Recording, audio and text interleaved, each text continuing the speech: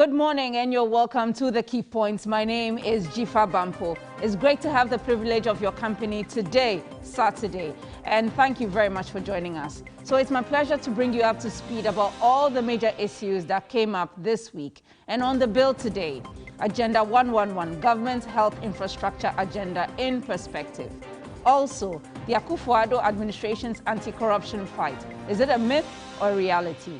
We are live on TV3 and 3FM 92.7, as well as around the world at 3news.com. Join us via our Facebook page as well. It's TV3_Ghana.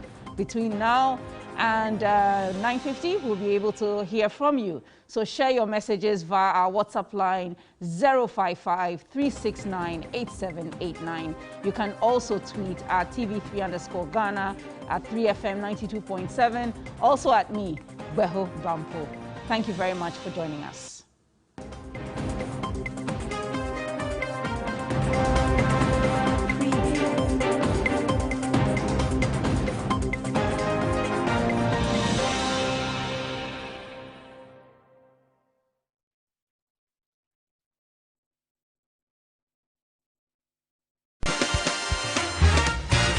The Saturday mornings will never be the same again. We will bring you the best mix of sports and lifestyle content on Warm Up Plus.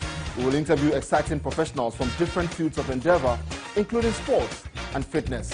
Give fans an opportunity to show their passion and preview upcoming games. Discuss what's trending in the world of sports and entertainment, give you lifestyle tips, serve you music, exercise, dance, laugh, and have an absolute ball on TV each Saturday. So whether you're a fan or you just like fun, you will absolutely love Warm Up Plus.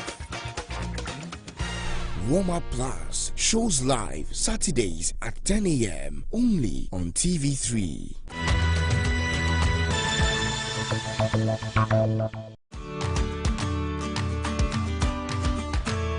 When we started at 12 as another TV cooking show, we showcased their cuisines, introduced you to their recipes, and told you tales of our chefs. Thanks to your viewership, it's grown into a cooking brand embraced by a lot more of you and the best of chefs. It's phenomenal. It reignites the passion for cooking if you ever had it, opens you up to new food ideas if you are willing to try. It's where dreams are formed. Our beginners dream of cooking their favorite meal, dreams of owning and running a huge eatery, of sitting among soups and stews and telling culinary tales. Now tune in and open up Chef's Diaries with us. Watch all of these super Afro chefs in the sub-region and experience their world-famous recipes as they tell tales of their culinary journeys. Chef Diaries is brought to you by TBG. We stand with you. And supported by Tasty Tom. Strength comes from within. Frytol sunflower oil, Fortune Rice, Yaz luxury tissues, and GTP. Chef Diaries shows Saturdays at 5:30 p.m. on TV3. Graphic Business, in partnership with the Institute of Chartered Accountants Ghana, brings to you yet another exciting season, the Tertiary Business Sense Challenge version 3.0. It's time to get down to business. 18 business schools, but there can only be one ultimate winner. Which school will emerge victorious? Cheer on your school every Tuesday at 5 p.m. and every Saturday at 1 p.m. only on TV3. Tertiary Business Sense Challenge version 3.0. Sponsored by MTN Ghana, PwC Ghana, Compu Ghana, Glyco, Ghana National Association of Teachers, NAT, Chartered Institute of Management Accountants, CIMA, with technical support from ICAG, CIMA, and CIMG.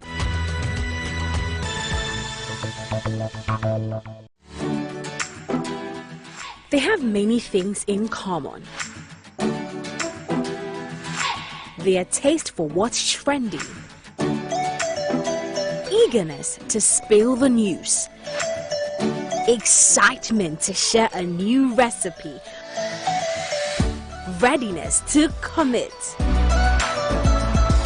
willingness to book that event. Ultimately, the vibe to make your imaginations go wild. The Ladies Circle. Every Saturday, 6 p.m. on TV3. Brought to you by Yaz Sanitary Pad, Vodafone, GTP, still timeless. Woodin. Let us see the hot guy. When it is good, you do it at least twice. Ladies and gentlemen, it is time to rerun Date Rush. If you were beginning to experience withdrawal symptoms after the end of season 5, we've got you. From Saturday, 17th July, we will rerun Date Rush starting from season 1. The ladies, the gents, the drama, the laughs, love, rejection, smiles, tears, fun, and much more fun. It looks like a bad boy, and I love bad boys. Oh boy! Will come your way every Saturday at 9 p.m. So tell a friend to tell a friend to tell another friend. Date Rush is back like it never left. The Date Rush rerun shows every Saturday at 9 p.m. only on TV3.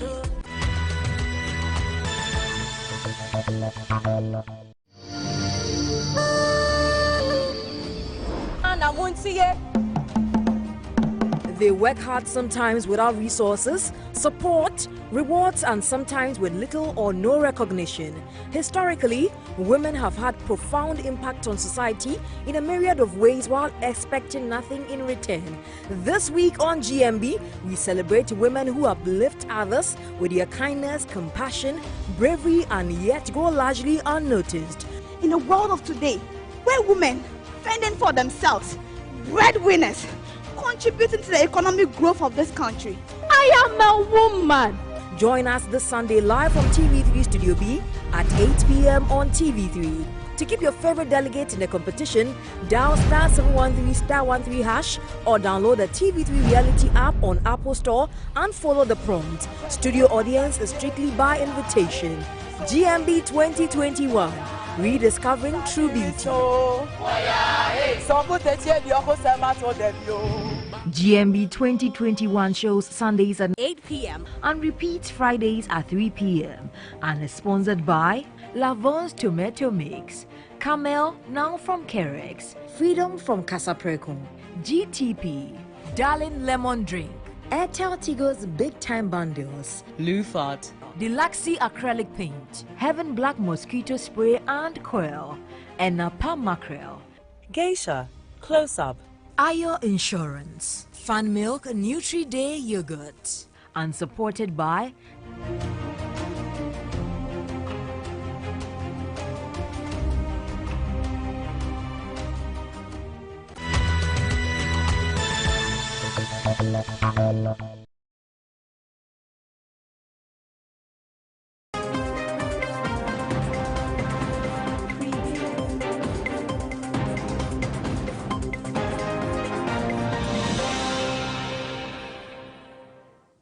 You're welcome back to the Key Points on TV3 and 3FM, as well as 3news.com. You can send your messages to our WhatsApp line 055-369-8789. Our hashtag is #TheKeyPoints. Now, this week, the president broke ground for an ambitious healthcare infrastructure drive. And this is the commencement of the ambitious Agenda 111 project, which will provide healthcare access to Ghanaians. It provides for some 101 district hospitals, 7 regional hospitals, including the rehabilitation of that in the Western region, as well as 3 psychiatric hospitals. So in terms of whether this is possible or not, just to take you back, it was not too long ago, I think in 2020, when the president announced that they will be building 88 district hospitals. That didn't happen. Now we have some 101 hospitals which will be built within, guess what, 12 to 18 months. Is that a realistic timeline to deliver these hospitals, knowing that the Eurojet projects have taken well over 8 years and still counting? My guests this morning are Mr. Eduji Tamaklu. He is an NDC legal team member. We will also have in studio the GMA General Secretary, Dr. Justice Yankson, as well as the NPP's Deputy Communications Director, Mr. Kamal Dean Abdullahi. We'll also have the National President of the Coalition of NGOs in health. All of that coming up this morning. But thank you very much, Mr. Tameklu, for joining us in studio. How are you? Good morning, Jifa, and good morning to your cherished viewers. All right. Okay this morning. Great. Yeah. So government has rolled out this infrastructure agenda. I saw a post put up by Dr. Baumia trying to poke at the NDC, saying that the NDC is the party of the impossible, that everything cannot happen. Government is determined to roll out and implement this agenda. In terms of the objective, 12 to 18 months, should we not wait and see if this will be delivered? Jifa, ordinarily, I should not be responding to the jocular comments from the Vice President relative to these serious matters of health infrastructure. Look, you see, let's elevate. When you occupy a position like the Vice President of the Republic of Ghana, you need to elevate the conversation from the usual sloganeering that, oh, for NDC, it's a question of impossibility. What we are looking at is the question of credibility in delivering health infrastructure. Now, our point is this. If you pick the 2016 MPP manifesto, which became the social contract between the MPP and the good people of this country, under health, they had indicated that with the benefit of power, they were going to build health infrastructure, that is hospitals, in districts without hospitals. That is what brought about the 88. So when that promise was made, 2017 budget, no mention of it. 2018, no mention. 2019, no mention. 2020, COVID came. Then on 25th of April 2020, if you recall, in one of the president's addresses to the nation during the lockdown, it was then that the president indicated that they were going to build 88 hospitals. Of that, they will build 2 psychiatric hospitals, among other regional hospitals in the new regions. That was when the conversation started. Then we indicated that, look, in your 2016 manifesto, you had already indicated that you were going to build hospitals in districts without hospitals. So this is nothing new. In any case, you have even delayed in the takeoff because you are in your 4th year, 2020, without even putting block or mortar on the ground, yet alone to start. So we said, look, Mr. President, it's good you come out with some of these programs, but be realistic with the good people of this country. Because already, the NDC administration has started several of these hospitals. When you came, you decided that you were going to do audits of these projects. And so the projects had already stalled. Formina, Bekwaye, and several other places had stalled. So we said, look, instead of starting this, complete what the NDC has started so that we can move on. Before the NDC left, somewhere around November, December, we got Parliament to approve VAMED to construct about 12 polyclinics. Focus on delivering those ones that people can use. You do not wait for COVID to come and now come and speak to Ghanaians that, look, I want to do this at this point. That is not visionary leadership. Right. So that was how the conversation we situated it. It is not a question of NDC saying that it is impossible to build. Why? You can promise 111 and deliver 20. So the whole conversation ought to be situated very well. Okay. I'll come back to you on that, Mr. Tameklu, but let's take a quick break and hear what the president has been saying about this. The building of these new healthcare facilities. My vision is to help make Ghana the center of excellence for medical care in West Africa by 2030. This we will achieve by investing more in the development of our healthcare infrastructure, mapping our regional health facilities to specialization, as well as upgrading selected facilities in our regional and teaching hospitals. The president there speaking about Agenda 111. I think the critical thing also to be raised is that these are 100-bed hospitals and they will cost some $16.88 million.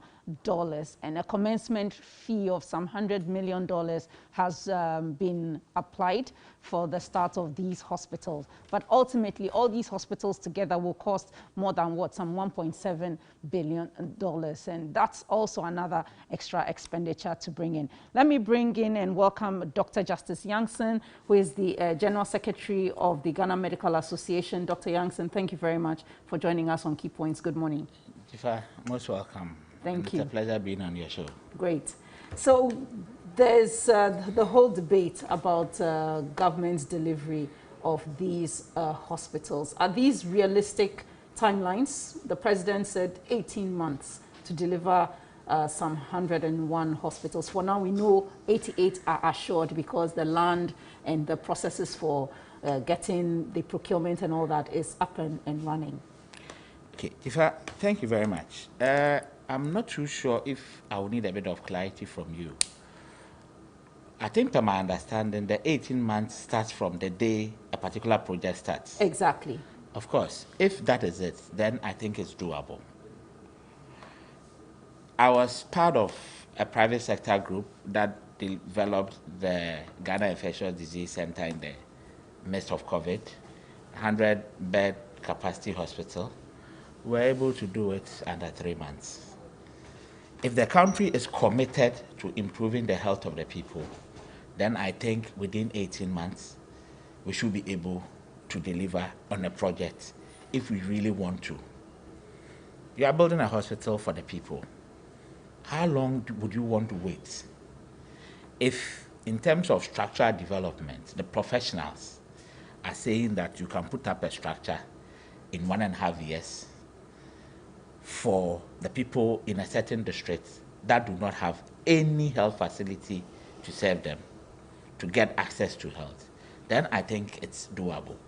The key thing here is the commitment on the part of the state itself. Because many a time, sometimes you see developments happening in terms of construction, and then at some point it's sort of abandoned, or the project halts and you don't know when we are going to go back, and they talk about variation and what have you. Elsewhere, when a project is ongoing, the contractors will go to sites. They don't leave the site till the project is over. So I think the key thing here is the commitment. And this is something that we cannot negotiate on. But does government really have the commitment? Because we've had other hospital projects, and Mr. Edwiji Tamaklo referred to the Eurojet hospitals, some of which are still, under construction or work is still ongoing. Some need equipment and all that. He referenced another, approval to build polyclinics, for instance. We have all these projects dotted all over the place. Why should we be building new ones? Well, in terms of the commitment, unfortunately, I don't speak for government, and I cannot answer. But for me as a citizen, I will urge government to ensure that the necessary commitment is actually given to every one of these projects so that we are able to do it. In terms of why we should do it, or why 88, I'm not so keen about the number per se. But if you look at it, we have about 260 districts. So if you have 88 of them without any health facility, obviously there is something wrong. You can't have almost 1/3 of your population not having access to health facilities when it comes to their basic health care. Mind you, the district hospitals actually sits at the pinnacle of our primary health care delivery. And that is what we will usually be looking at when we are talking about universal health coverage and what have you. And our constitution enjoins the state to ensure that everybody has access to basic health care. For which reason, if you have 1/3 of your districts without the district hospital that we have all agreed that at least every district should have a hospital, then obviously there is a need to do them. I'm not here to justify government's decision or not, but for us as a professional body, our commitment is that, look, we will push any government whatsoever to ensure that the people of Ghana have the right healthcare delivery at all times. For us, that is it. It is not about party A, party B, no. It's about the people. We need to have access to basic healthcare. And that one, I think, no matter what, it is non-negotiable. Sometimes those of us in Accra, we make mistakes, or in the big cities. You may think that, well, once you are here and you have access to some good health facilities, that's fine. But one day, you could find yourself in any of these districts. You may need to have some sort of health needs that will have to be attended to.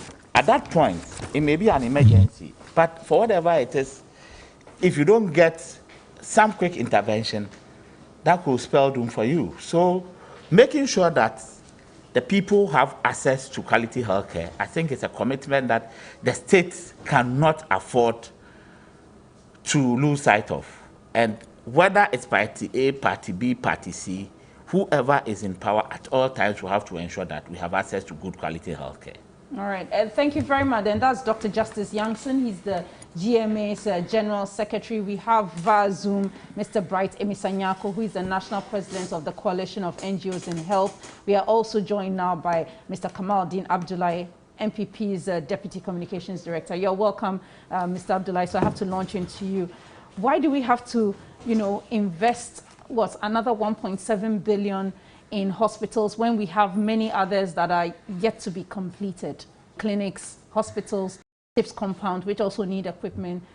These are funds that probably could have finished all of these, and then we can move on. Well, thank you very much, and I must apologize to viewers for being a bit late. Thought I underestimated traffic situation. Good morning to you, good morning to the General Secretary, as well as my good friend, Ebidi Tamaklo. Difa, I'm happy we have a health expert sitting with us here, who would agree with me that provision of health, infrastructure in the health sector is we shall all appreciate, or we all appreciate. Difa, you ask, before thinking of new ones, okay, we're not doing that, but rather we're adding to the existing ongoing projects, new projects that we're going to start to build. Difa, I have always said that provision of infrastructure is a going concern, especially in a developing nation as we have. One cannot say that we are adequate when it comes to staffing in the health sector. One equally cannot also say that we are adequate when it comes to infrastructure in the health sector or provision in the health sector. Since the inception of the fourth, of course, we could even go beyond that when you look at history, but let's take it from the inception of the Fourth Republican Constitution. There has been attempts by governments upon governments, okay, or governments after governments, to ensure that the needs of the people are mission of infrastructure. That has brought us this far. I don't know. Maybe my colleague. Well, I'm not exactly sure you're answering my question. I am. Maybe my colleague on the other divide had mentioned maybe the Eurojet project. And then for instance. one other, the Polytechnic These are some project. of the. I am aware that we came to meet some handing over notes, okay, after we won 2016. 2017 was sworn in, handing over notes were given to us. The health sector, we had inherited series of projects that were ongoing. Some never even started at all, but yet funding was actually sought for them and gotten. Question is, where are we with such projects today? There are those who are out there saying that we are launching Agenda 111, when in fact the projects we have even inherited within the health sector, okay, are not completed. But that's not a lie. Trust me, that's not true. No, but that's not a lie. Very economical with the truth. I am going to give you the statistics. It's simple, it's here. On the Eurojet, for instance, we're talking of Trifu Praso, for instance, which is part of the project. It is commissioned as we speak now, since last November. We're talking about Nsoko, completed and commissioned since last November 2020. We're talking about Tepa, completed and commissioned since last November 2020. That is under the Eurojet project.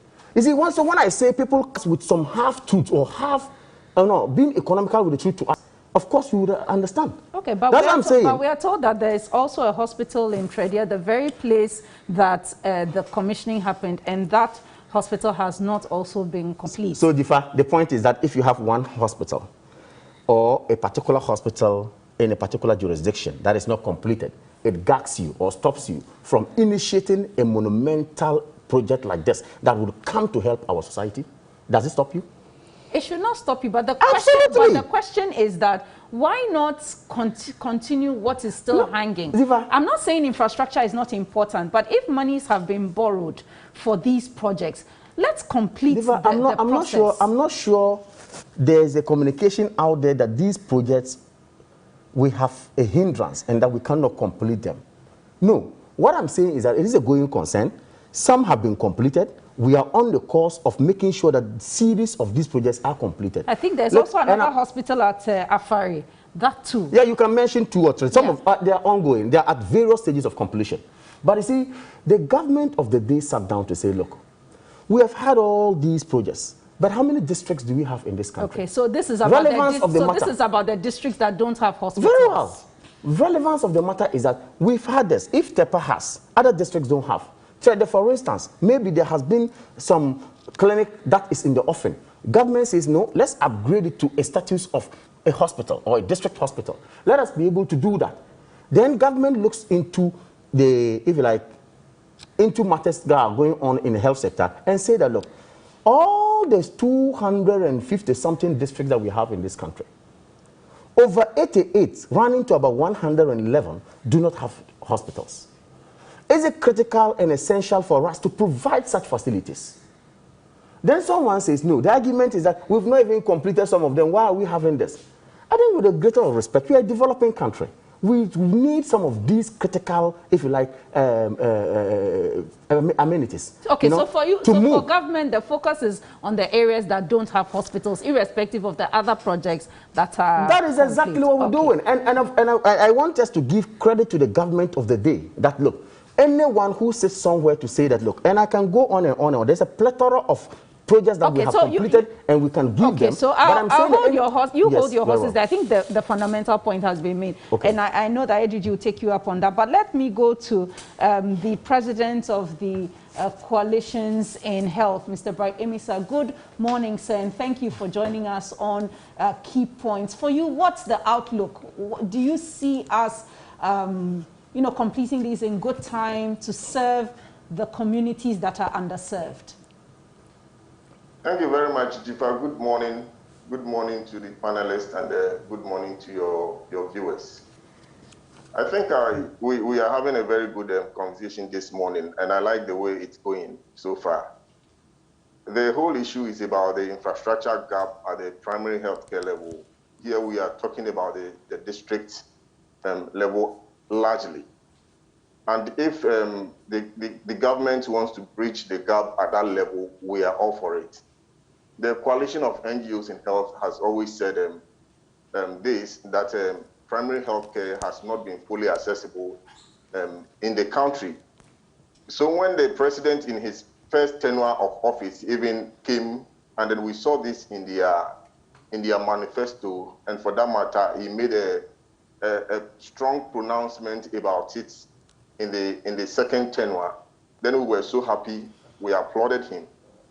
And then we'll continue to applaud him for even recognizing this and then coming out boldly to get these gaps bridged. However, our concern has been, one, the commitment and then the cost of the project. So the timelines of 18 months, just like we are all discussing and looking at, if you start any project now, you break the ground and then you start laying blocks, you give yourself a month or 2, 3, and then the funding is available, then it becomes achievable. But what do we see now? What we see now is there is some seed money, let's say about 600 million Ghana cedis. That is going to take care of the whole 88 for now. Like you see, I mean, they've done a lot of feasibility studies on the 88, remaining about 23, which has land issues and so on and forth. So we're still even talking about the 88. are we able to ascertain that the seed money could do this to its final completion at the end of the 18-month period? And if you make projections into the future, looking at when this tenure of office of the president is going to end, and then you make physical projections into it, then you don't get so convinced that it is achievable within the period that it is given. Okay, so Mr. Emisa, I think that's one point you make. The other point I want to bring to your attention is in the president's speech, he indicated that this is an opportunity to employ, some more than 20,000 healthcare professionals.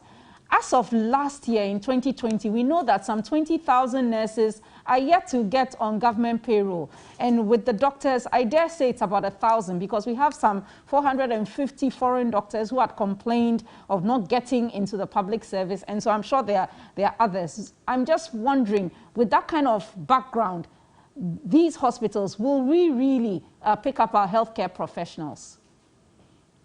Yes, building about 111 hospitals is a huge project that could bridge the employment gap as well in the health sector.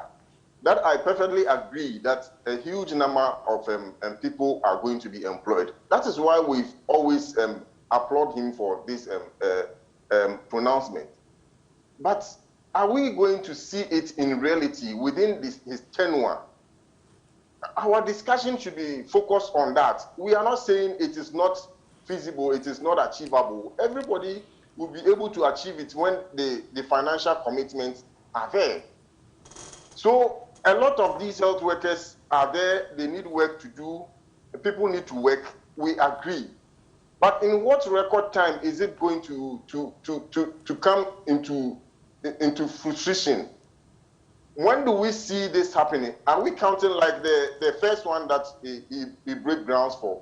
Are we looking at it as getting to completion in 18 months from last Tuesday to the next 18 months? No, it's from the day a project begins. Exactly, my sister. So let's look at the amount that is available now. So if you look at the amount that is available now, then you could agree with me that from the day the project begins, like the first one the president cut short for, should be completed in the next 18 months. That means 1 out of the 600 million Ghana cedis given can be completed as such.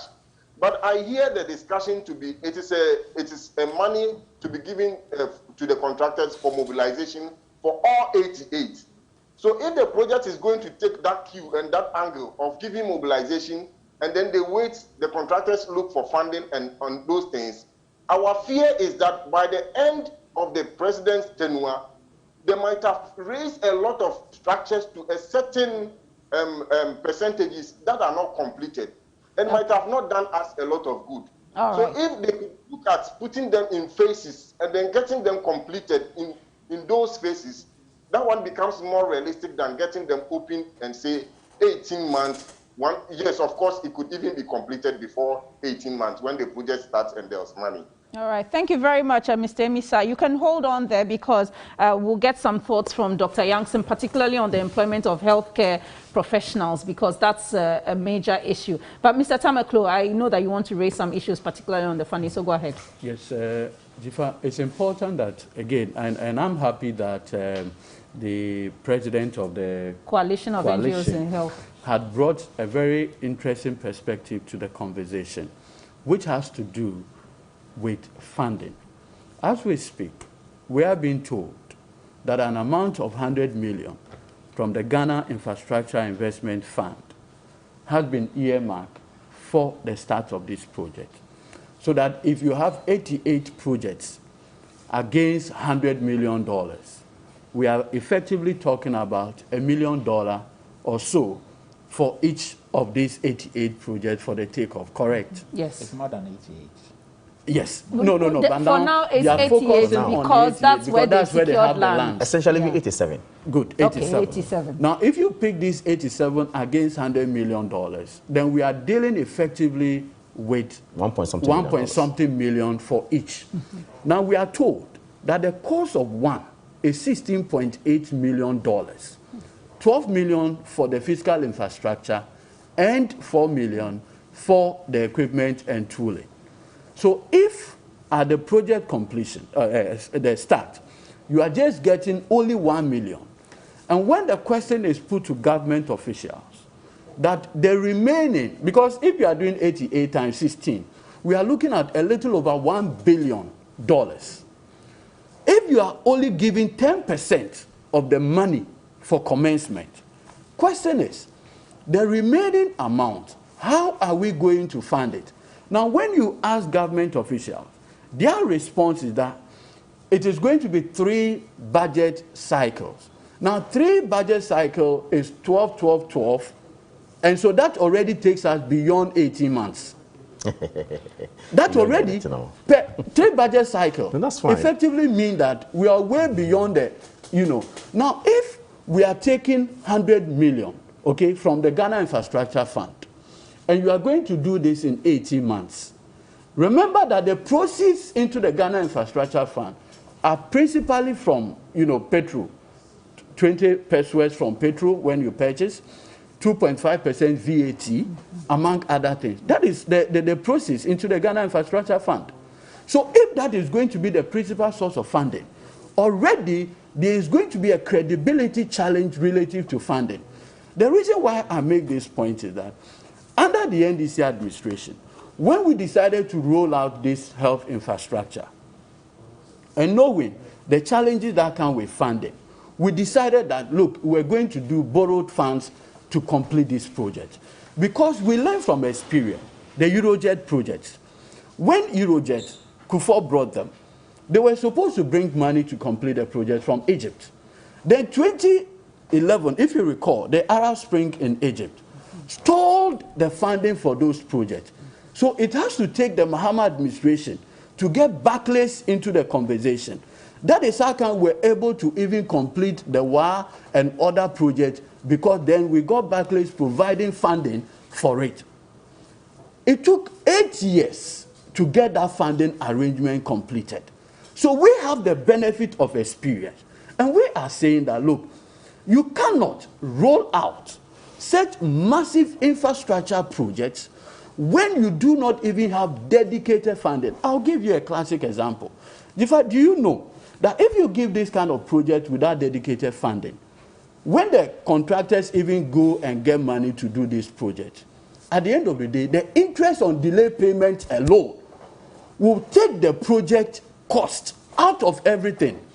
So it is not a question of you can do it or you cannot do it. Okay, some people are simply asking you that if you are even saying that the 100 million, I am doing 5 at a go, within 18 months, $100 million for 5 projects completed and delivered, people can see.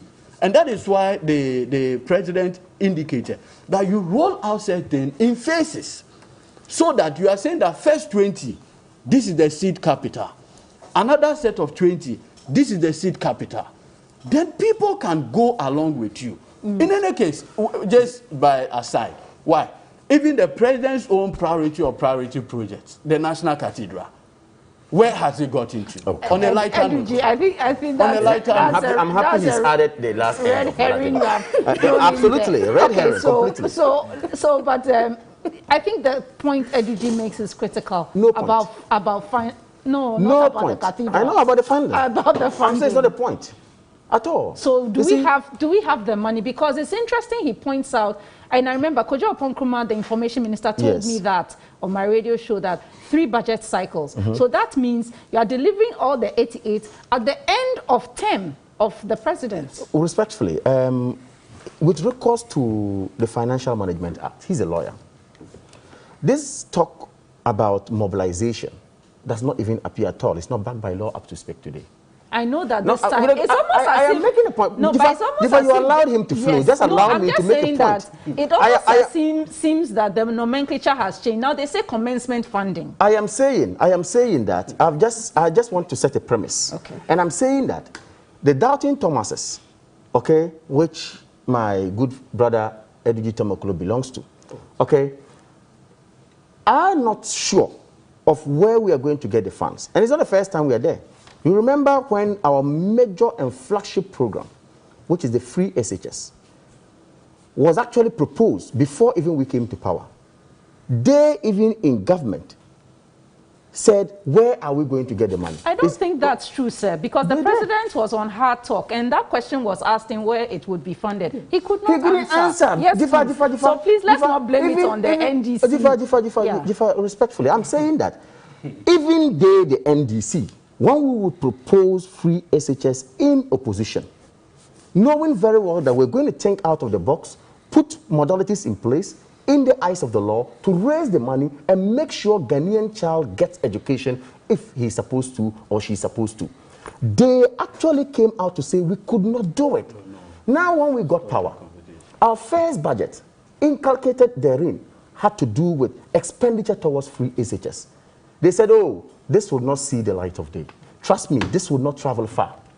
To the extent that their own flag bearer, even after we had implemented, went to Cape Coast and said, look at the budgetary allocation alone for free education was too much. Other sectors of education will suffer.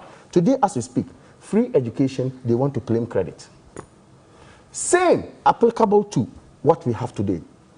I am saying that this ambitious project, this great project demands great thinking, demands sitting in the room and preparing properly, thinking out of the box and see how we're going to fund this. Can you tell us about the funding strategy? I've just told you that, yes, he has made reference to the amount of money we put in the budget the last time, which we are moving to GIF, and through GIF we shall be paying some 10% each to the contractors. The Ghana Infrastructure Fund, which was set up by the previous administration, which I remember you criticized. Why haven't they criticized even free SHS, even as we speak, they're taking credit? All right, fine. So you tell us about they are taking credit. Okay, so you tell us about the funding.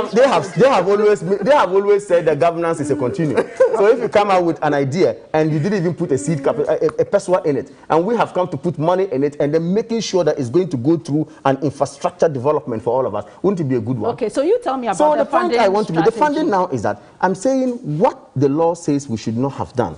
We have been able to say that no, aside that, GIF can step in. Some amount of money, being about $100 million, like he rightly said, is in there. Let's give some commencement support to the contractors to urge them on. But if you look at or you know how it operates in the construction sector, contractors, after taking the contract, are supposed to pre-finance the project, get to a level where they will raise a certificate, take it back, and then at that point, some amount of money will pay them, then they continue if they have to. And there are even some contractors who would take the contract and embark on the project, execute it to the end, before even those who have the capacity. So the point is that if you say it's a 3 budget cycle, I agree. But see, this has to do with payment procedure.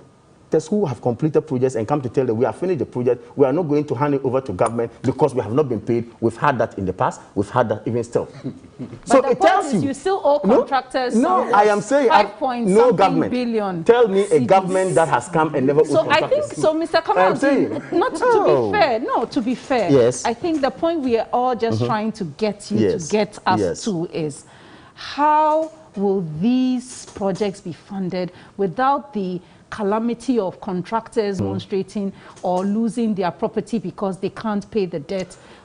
I mean, I think that's the concern. So why not give us what are we delivering the projects in phases, for instance? What I can say for sure is that the government is fully committed to ensuring that these projects are executed and completed. In same vein, the government is committed to ensuring that we think out of the box, ensure that, of course, by next year, wherever we're going to work hard to get the money legitimately to fund these projects is going to happen. Okay, a lot of thinking has gone into it, a lot of arrangements has gone into it, and I can tell you that once it's a GOG project, and we are so ambitious and so ready to execute them, same way are we going to fight hard to ensure that the money comes in. You see, this talk about... I'll come back to you on that because let me just end. This talk about this 600 million... Wait a minute. This talk about we cannot do it. We cannot do it. Like I said, we've seen it before. We've seen people have said, oh, we can't get the money. We've seen it before and we have executed it. Same way are we going to ensure that the Agenda 111 is going to be completed and commissioned here in this country, given the time that we have. Yes, Dr. Jansen, come in. So while Dr. Jansen is speaking, you can reflect upon the 600 million, which is already in the budget, some 36 million already paid to the architects and designers. Don't worry, that's yes, Dr. Jansen. I think that two things have been discussed here, and one of them is very clear, unless maybe Edigi has some other view. What is very clear across board is that the Agenda 111 for the health needs of the people is a welcome activity. I think there's no doubt about it. It's a good one. The key problem now that unfortunately I think government and to an extent Kamal has not really been able to convince all of us is the funding or the financing of the projects. And I think that it's in government's own interest to, as soon as possible, put whatever strategies they have out there for all of us to, in quote, be fully convinced that the funding ultimately will be available. I think that is the basic problem we seem to be grappling with at this point. But I think we also need to put a few things in context. Let's not get hooked into this, in quote, 87, 88, 87, 88, because we are talking about 111. And per my understanding, this is supposed to happen within the next 3 years. So if we take the 88 or 87 out, we still have a certain 23. That 23 includes 13 district hospitals, 7 regional hospitals, and 3 mental health facilities. Obviously, that 10, the regional hospital and the mental health facilities, most likely will cost more, because the regional hospitals are supposed to be the secondary level care activities. Their requirements in terms of equipment and the sizes and what have you may be way bigger than a district hospital. Certainly. So there is still some funding beyond the 1.7 billion that we are all talking about that we need to get. And we think that these are some of the things that government will have to work on quickly and make sure that there is clarity for all of us. Would the GMA like to at least see a certain plan that demonstrates how this is done? Because, I mean, now there's a certain unsureness about whether, and I know you said we shouldn't dwell on the 88 or 87, but at least... I'm not saying we shouldn't dwell on that. No, what I mean is that so now, let's not focus solely on that. Let's remember that there's also a certain 23. Yeah, but what I think I would like to know is, so in 2022, how many hospitals will be complete? It's only government that can tell us, but per my understanding of what has happened now, this 600 million is money that were captured in last year's budget that have actually been allocated and disbursed into the infrastructure fund. This was from last year. Unfortunately, I don't know what disbursement or what provision we've made for these projects from this current budget. And maybe Kamal may have to tell us. No, so, let me just speak in 30 seconds. You see, if you look at the mid-year budget that was presented a few weeks ago or days ago, you notice that at Appendix 4D, in Appendix 4D, government provided the expenditure for the 2020 COVID funds. And in that 2020 COVID utilization and allocation, they had indicated that 600 million has already been utilized. No. But that's the challenge I have with that data. I've been on a couple of programs where this has been discussed. Yesterday, Dr. John Kumar, who is the Deputy Finance Minister, also shed a little more light. Basically, all they sought to say was that in 2020, we made provision of 600, which has been pushed into the infrastructure. Of course, I'm sure it's been invested as well. Out of that, the pre-contract activities that have happened so far is 36 million. Absolutely. I don't know whether all of it is being paid or not, but definitely some expenditure. That's the phase one of the project. No, come on. No, hold on. Now, Dr. I think we should just understand what has happened so that we can also critique and urge government to do the best for all of us. Absolutely. I think for me that's very fair. Okay, so the key thing is that beyond what you did last year by allocating 600 and starting the pre-contract activities, which for me is good because every project you need to do these things. Let there be clarity on the funding in terms of what probably GOG itself will provide this year as well and the subsequent years. And then if, let's say, the private sector or individual contractors are going to fund certain things in total or partially or whatever, let all of it be clear to us. That way, I think everybody will be very confident. But once these things are left hanging, then people begin to, you know, come out thinking that, well, talk and all that. And for me, that will be a disservice to the people of Ghana if we should end up that way. Because for the 101 projects, we actually need them to close or bridge that gap that we have all envisaged. Because you can't have a situation where more than a third of your, or less about a third of your districts in Ghana don't have access to primary health care, because the district hospital actually sits at the top of the primary health care activity. It is key. So I think that is a good ambition. It's a good agenda that government has set itself to. But the questions that are coming up, government should do its best to explain them as soon as possible for us. Okay, let me ask Mr. Emisa if he wants to weigh in on, I know you kicked off the financial discussion, but for instance, do you know how many hospitals may be completed next year, for instance? So, if we are looking at it from that angle, and then let me come back to what Kamal said, and then quote his own words. If we are not careful, you notice that we are going to over-rely on the commitment of contractors with the assumption that they are going to look for funding to complete the project. Now, these contractors can get the project completed without handing them over, and it doesn't make the facility functional. So our fears and challenges have been that government show commitment. Let us see where the amount or the costing of the project is coming from, so that we know that the ownership is from government. In any case, if even you go around to tell us that you are going to borrow money, put it into it, and then the facility runs whilst it pays for it, will be happy. But to leave it with contractors who for now have not even been able to demonstrate they will be able to kickstart the project without the commencement fund from government becomes very challenging. For us, if we study the terrain and then how the challenges with the country now amidst COVID, we are of the view that for the tenure of this particular government to complete, they will not be able to complete more than 20 functional for us out of the 101. And these are the things that we want government to tell us so that the people get so committed and follow it.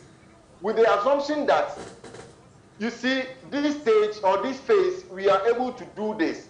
In the next phase, we are able to do this. Then we encourage other governments to look up to this and then also get the rest completed for us. But we don't want to see a situation where you start all of them at a go and they are all hanging.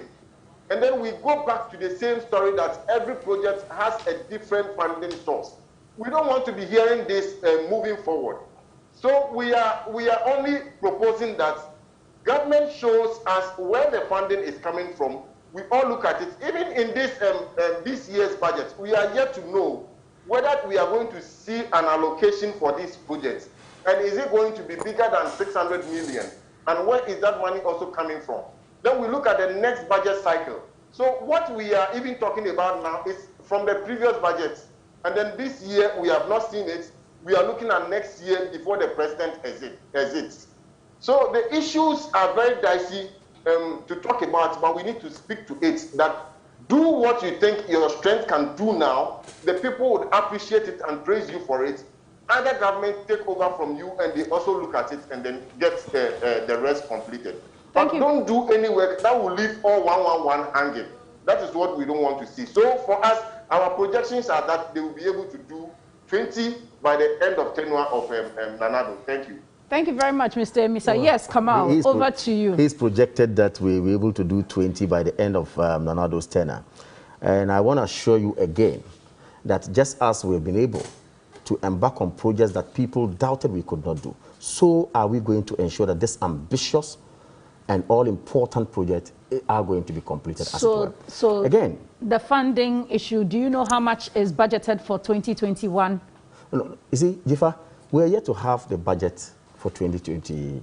I mean, for No, I mean for the hospital. No, of course. Obviously, we've mentioned that. It's 600 from yes, 600, yes, that's yes. what I mean.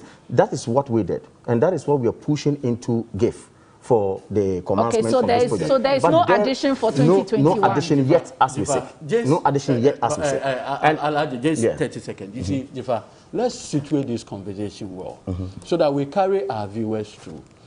We have been told that the 600 million is actually a 2020 COVID allocation. And that even though it is captured as utilized, the utilization is actually the movement of the funds to the Ghana infrastructure investment, and that it has not been utilized in quotes, and that it is safe in an account. Can I therefore say that for the 2021 budget, there was no allocation for agenda? And I think that's the point we are trying to And that is where people, you are repeating what we just said and spoke about. Has been done for 2021 as yet. So it means when the minority, when the minority held a press conference, they raised this matter. The finance ministry came out with a response and explained to us, okay, the allocation of this 600 million, okay, and what is actually meant for. I think that's clear now. That's clear. So the point is, going forward. So for 2021, is there a potential allocation? No, there's a potential allocation. I don't think we don't know the amount. We don't know yet. Okay. And I'm saying, that will be for 2022, not 2022. No, not 2022. Was there any allocation? No. The point is that the amount of money that we have had in the appendices, as he rightly said, is what we're using to commence. And I said again that commencement of this project, mobilization, of course, in the eyes of the law, was not even supposed to be existent. But because of this amount of money being there, and because that project is so important, then the government sat down to say, no, let us use this because we had intended to use that for health infrastructure. Let's use this as seed capital kind of into it, while we plan towards how to execute the projects going forward. Now the question is, where are we going to get the funding? Where are we going to get the funding? Even before the 2022 budget is written or is out, we are here telling government to come and tell us what is going to be inculcated in the budget towards this project. And I say, let us not jump the gun. Let us not sit here to say things that, of course, are yet to come. And obviously, we are going to see it. The project execution to completion is going to be seen with a great of respect. Monies that are supposed to be allocated for these projects are going to be seen in our subsequent budgets, as it were. So I don't see why we have to sit here and then try to look into whatever to say I propose or I assume or I predict that we're going to have this amount of money in the budget towards this project. Let us wait and look at it. By November, we're going to see the 2022 budget, and we are going to surely be told how the commitment of government is towards these projects, as it were. Dr. Yankson, I think Mr. Emisa projects some 20-something hospitals. That is his prediction. Well, I don't think it's unfair to say that, because I'm not saying it's unfair. It's similar to when the NDC started the 120 community senior high schools. We all saw how many were completed after. They were 200. They promised after 200. The fact. And they did 47 or 37. So, Dr. Yankson, no, but you for me, just a moment. I'll come to you. 30 seconds. Before Doc comes in, I just want to find out from Doc so he can talk to you. When you say 100-bed hospital, is there any technical qualification for what constitutes 100-bed hospital? For instance, in this studio, if we are able to put this studio to host 100-bed for people like outpatient purposes, would they qualify for a 100-bed hospital? Because I do know that WHO and all of those things, they have a certain level of classification. So that you may as well build an infectious center that can provide. You are delving into ranks that are not your. Does it in and of itself say that you have constructed 100-bed hospital? Okay, Dr. Because Yankson. of the cost implication. Okay, so let Dr. Yankson make the point so that we can take a break. Then we can delve deeper into that. So I think that probably Kamal was trying to bring some clarity. That one, in terms of the funding quickly, a certain 600 has been allocated from last year. This year, in truth, there's no allocation. But hopefully, 3 months from now, when the new budget is done for 2022, we may see some massive infusion in there. Okay. I think government needs to come out clearly and tell us. Come out. Okay. I think we need to get all these things clearly stated to us, so that as citizens we are happy, because we all want the project or the agenda to succeed. Now, in terms of Edegy's question, you see, when we say 100-bed hospital, we are talking about the capacity in terms of the number of, in quote, beds. Is it just the number of beds? Hold on. When we say 100-bed capacity hospital, you are looking at a minimum 100 beds within the hospital. But those 100 beds could be allocated in so many ways. There could be a pediatric wing, there could be a maternal wing, there could be a surgical wing, there could be, that is one. Beyond the beds, you need other functional areas. Absolutely. Like administration. You will need other functional areas like, say, oxygen provision, so the biomedical engineering and all those bits will come in. You may need an OPD, you may need a theater and all that. So it's not just about just a structure with 100 beds sitting in there, but there are other ancillary bits that you all need. But ultimately, when you go there, you see it. And if you want a typical example, if you go to East right now, I think it was one of the Eurojet projects that was commissioned before COVID, just before COVID, I think November 2019. You go there and you see the structures there properly laid out, but ultimately the bed capacity will end up that. So there's some ICU for kids, there's some 2-3 bed for adults, stuff like that. So that is how the 100-bed will look like. It is not just a question of just putting up because each bed, for example, if you are doing activity properly, should have provision for oxygen gas, medical gases, so at the point. So you go into the ward, and there's a point where oxygen will be delivered and all that. So there are other things. You may even have to get things like CSSD, where you size your, equipment and all those. So I haven't seen all the details, but when we say 100 bed, it is that capacity with all the ancillary. Okay, I'll come back to you still on the 100 bed, because I've been looking at a document which is a Ghana Health Service requirement for the 100-bed hospitals. It even talks about the staffing that is required. It's anything from some 250 we are not going to go to into 600 and over. So we'll come back to that. But it's still the key points on TV3 and 3FM. Send your messages through to us. We take a quick break. We'll be right back with our guests.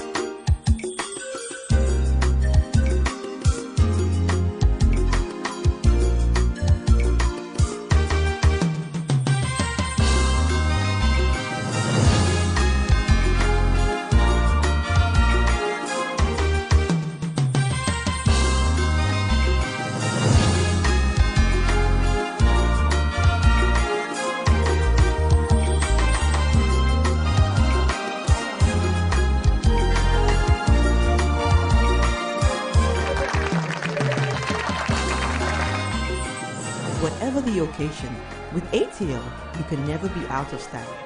ATL, bringing fabric to life.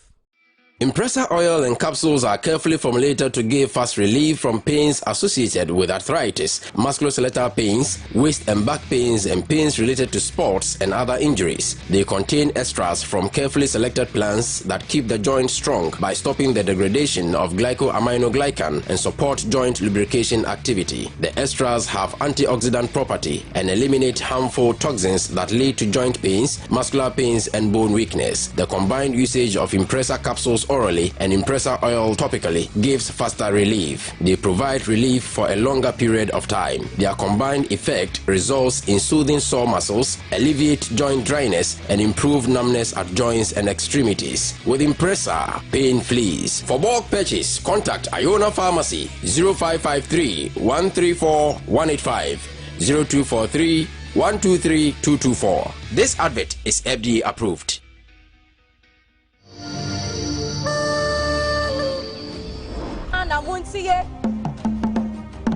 They work hard sometimes without resources, support, rewards, and sometimes with little or no recognition.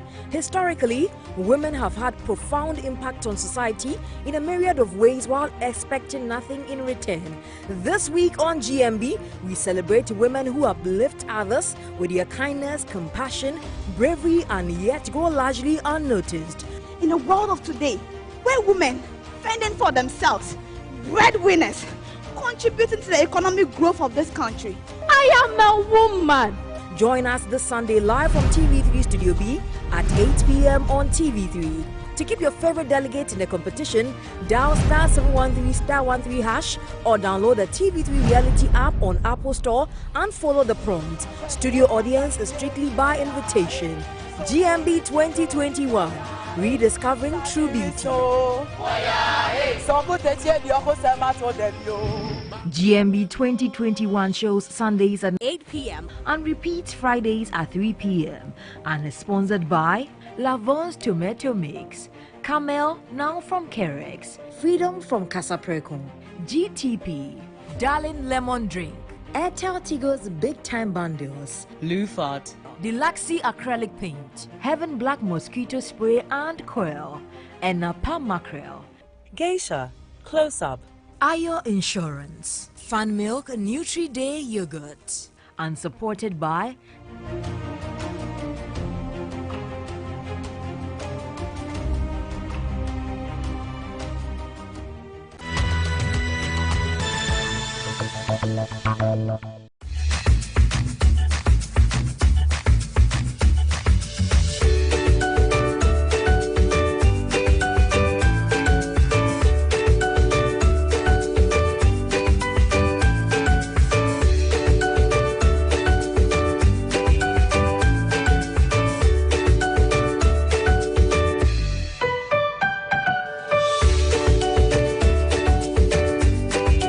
Let's Go Farming. Shows Saturdays at 4 p.m. on TV3.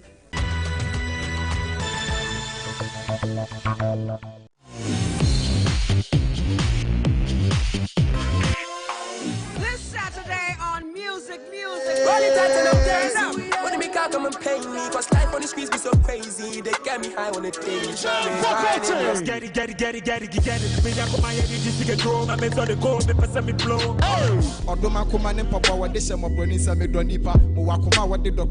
Phenomenal rapper, strong man joins us. Hey, Napa.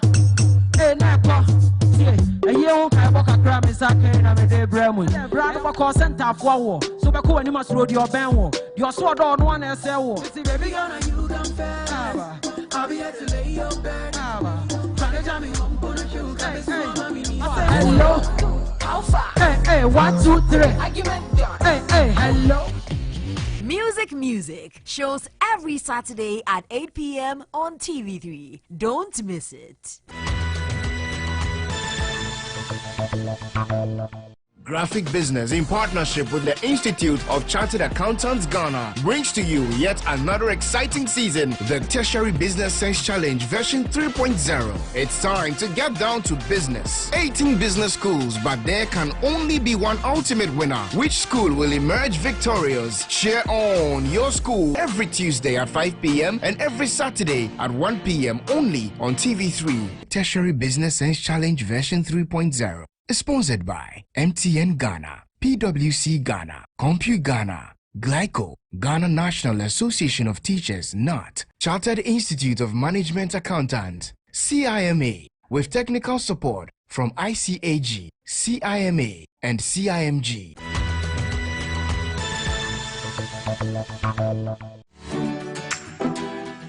They have many things in common.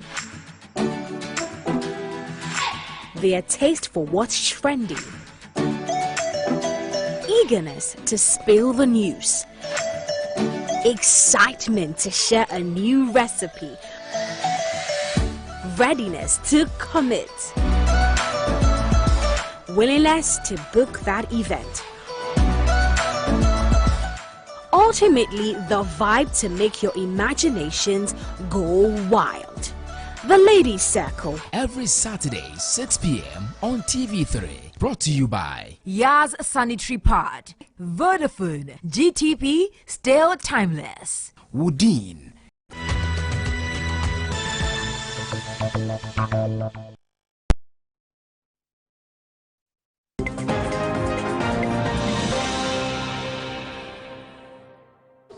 All right, gentlemen, thank you very much for staying with us here on the key points. It's been an interesting discussion so far. Let's take some of your messages and then we'll speak to the president of the Coalition of NGOs in Health.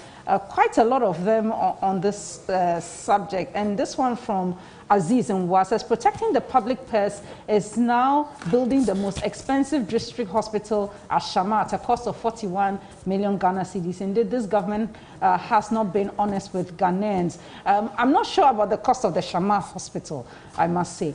Johnson from Accra says, the trick of the government is that they always come out with fancy, flashy programs without a clear plan, and then they pick ideas from the public discussion for implementation. This one from Mbabu Atamale says, thumbs up to you, Kamal Dean. Inshallah, the Agenda 111 is doable. This government is committed to providing better healthcare infrastructure for the good people of this country. And Julius from Nandon says, please give us one of the hospitals at Nandom. This one from Koshi says, government communication has been defective in this matter in response to the queries of practicality with prudence of policy. Nobody can be against the construction of more hospitals. The issue is about the practicality of constructing 111 hospitals in 18 months without a clear-cut funding roadmap. A.U. Farouk from Tamalino says, good morning. Time will tell when the 111 hospitals commence because every promise the government has made has yet to be fully fulfilled. And yes, Ghanaians must know where the funding of this 600 million cedis is coming and how it's going to be spent on the Agenda 111 hospitals. And a final message from Osman in Tamale says, President Akufo-Addo promised to deliver 88 district hospitals in 2020. 12 months have passed and not a single one of them has been delivered. Agenda 111 is just a rehash. Regards. Thank you very much for your messages. So, Mr. Emisa, any thoughts on the last conversation, which is where we are headed, about what is the 100-bed hospital? Because there have been criticisms towards the NDC that, well, they built a 100-bed hospital for almost $40 million US. I've seen critiques that we should be commending the current government for seeking to build a 100-bed hospital for half or less than half the cost. Thank you very much, Jifa. So you agree with me that it's very difficult to allocate cost to projects depending on the individual's perspective and then taste. So if we say 100-bed capacity, we might have the standard, which we are referencing the WHO standard. Now, a lot of things go into building. Even if you look at the land, preparation of land, the materials you are going to use, the equipment you are bringing in, and so on and forth, might determine the cost for the projects. So I believe the government might have done some feasibility studies and then allocated 16.8 million to this facility. That one, I don't want to compare that to the $40 million other people are saying. But we are just waiting to look at what is in it that makes it a 100-bed capacity. We only want to ensure that it will meet the standard, the WHO standard, where I would perfectly agree with the expertise that Dr. Jansen demonstrated, that we need this, and that. The pediatric sessions, the surgical wards, all those things are there to make up a district hospital. And then for that matter, we have the number of beds to contain the people whenever they come in. So for the cost issues concerning, I will relate it to what kind of materials are we using that is bringing it to that amount. What equipment are we bringing in? What kind of, all those things, and even the land. If, you know, the cost in its sense might not be the same for even every district. The cost, nobody can convince me that the cost of the project probably in Accra will be the same in Kumasi and then the other neighboring regions and then districts. So in its case, I see it to be an average is the 16.8 million. And for that matter, I believe we could have some which are even more than 20 million, some which are up to about 30, and some probably less than about 16 in that sense. So I don't want to go so technical on that since I don't have so much expertise, but I know that, you know, we cannot limit ourselves to the food standards, which we are all looking at from the WHO baselines. So for cost issues, let's leave it to the technical people to tell us more, and then we pick it up from there. It could be very, very relative, I think. All right. Thanks very much, Mr. Emisa. And I'll come back to Dr. Yankson quickly on the hospital because he mentioned the WHO standard. The document I was looking at was a Ministry of Health document 2018-2019. Is it possible that the standard is the same or it is downgraded a bit? I mean, this document came with data. It came with even the floor plan, design plan, and the like. Well, what it is that there's generally, let's say, the WHO standard. That is supposed to be a guide for all nations. Depending on your resources as a country and the level of care you want to be dealing with, these WHO standards will not bind you, so to speak. A great answer. But it sets a certain minimum parameter or basic parameter for you. So what is important now is, as a state, as a people, what have we developed as our concept? Absolutely. And we are going to borrow, or we have borrowed a lot from this WHO arrangement to suit our own. So it's like domesticating that bigger framework document to suit the needs of your country. But in healthcare delivery, if you are going to do the best for your people, then there are some minimums you cannot go below. So we expect that when we get full details out of this particular agenda 1 bit, whether it's the district hospital or the regional hospital, when the full details are given, we can then do a better assessment or critique, if any, to see whether at least it meets the minimum benchmarks. Well, the president did talk about it in his speech. Yes, so I think that this that should is not for be the district. But the reason why I'm asking then is, Mr. Tamaklo, how then do you explain the criticism that the NPP is delivering a district hospital at half the cost that was delivered by the Mahama administration? You see, that is where the deception is. You see, you cannot, with the greatest respect, provide 100 beds, okay, within this room, and still call it 100-bed hospital. That's not what it is, please. It's okay? not that simple. You should have listened to the doctor. Please. Oh, come on. The president mentioned that there will be a maternity. No, I'm coming there. He mentioned there will be maternity, there will be theaters. He also mentioned that it even comes with staff accommodation, a radiology unit. You see, the vice president organizes a forum and critique the previous administration that he does not understand why 100-bed hospital should cost $25 million. And then even exclaim, "Hey, babe." This was the vice president. Now, the same government now decides to do 100-bed hospital in Samar for 35 million euros. That's $41 million. Then we say, you cannot in one breath criticize $25 million for 100 bed, and then now do 35 million euros for the same 100 bed. What goes into it? Then they came and said, look, the tooling, the equipment that you'll be putting in, even who the manufacturer is, whether you are leasing, all of this thing is the reason why the Shamar one is costing 35 million euros.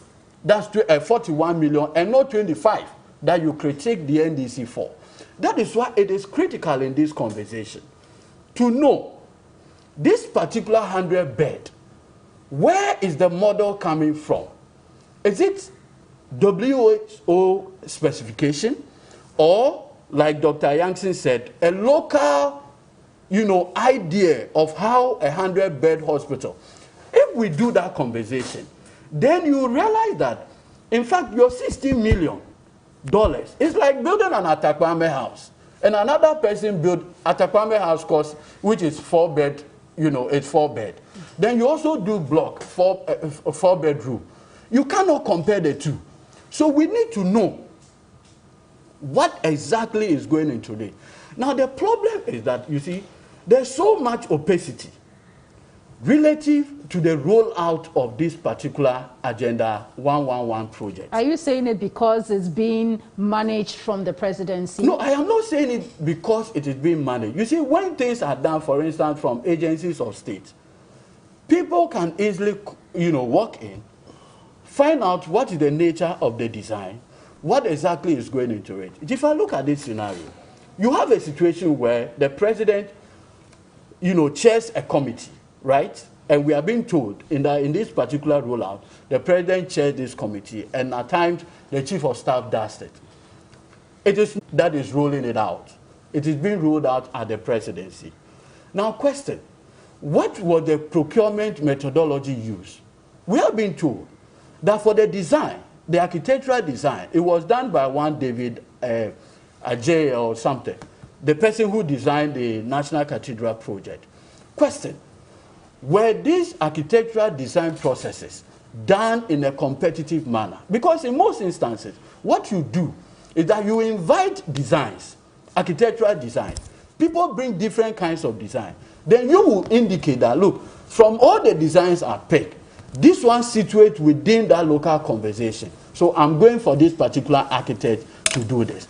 In this particular case, we are only being told, in fact, based on the works that the architect had put online, that we have even seen that he's the one who had designed all the hospital projects, and it's the same design, except that the locality is different.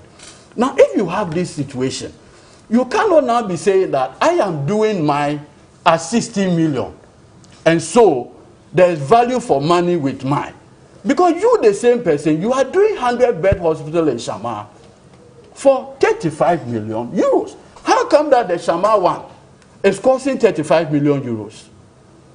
And then the 88 is costing 16 million.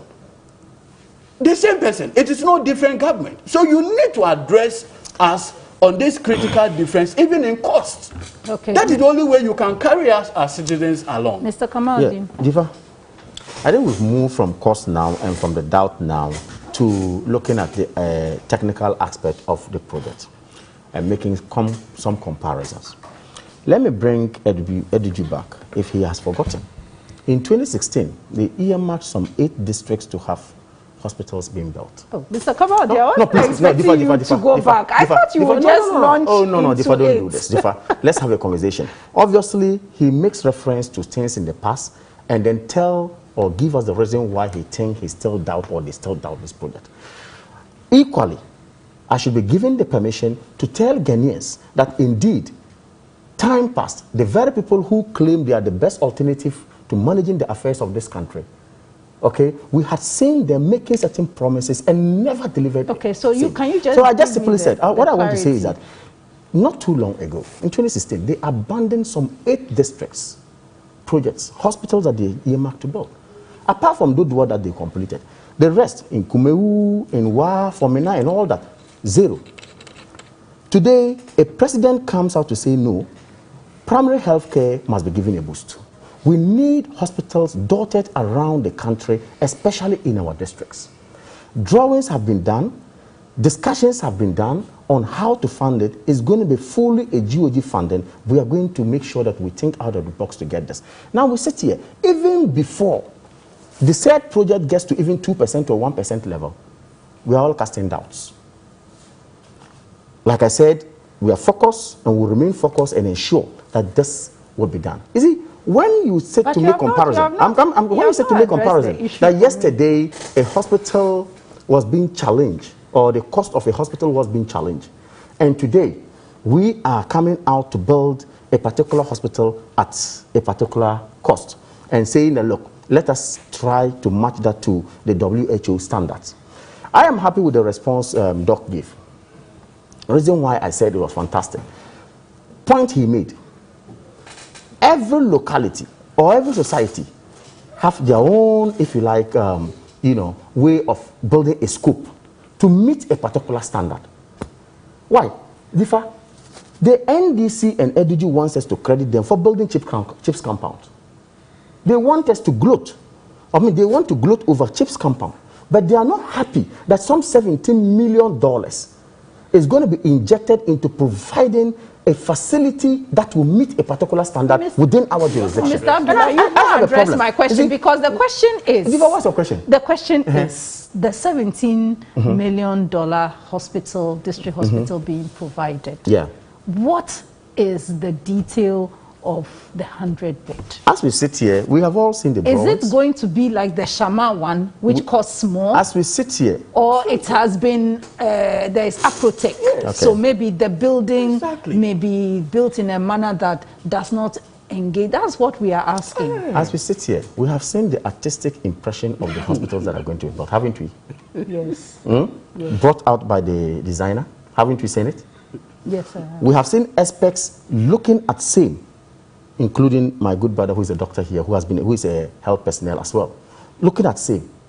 We have actually seen again the provision of the explanation that some $4 million out of the $17 million will go into procuring equipment for the said facility.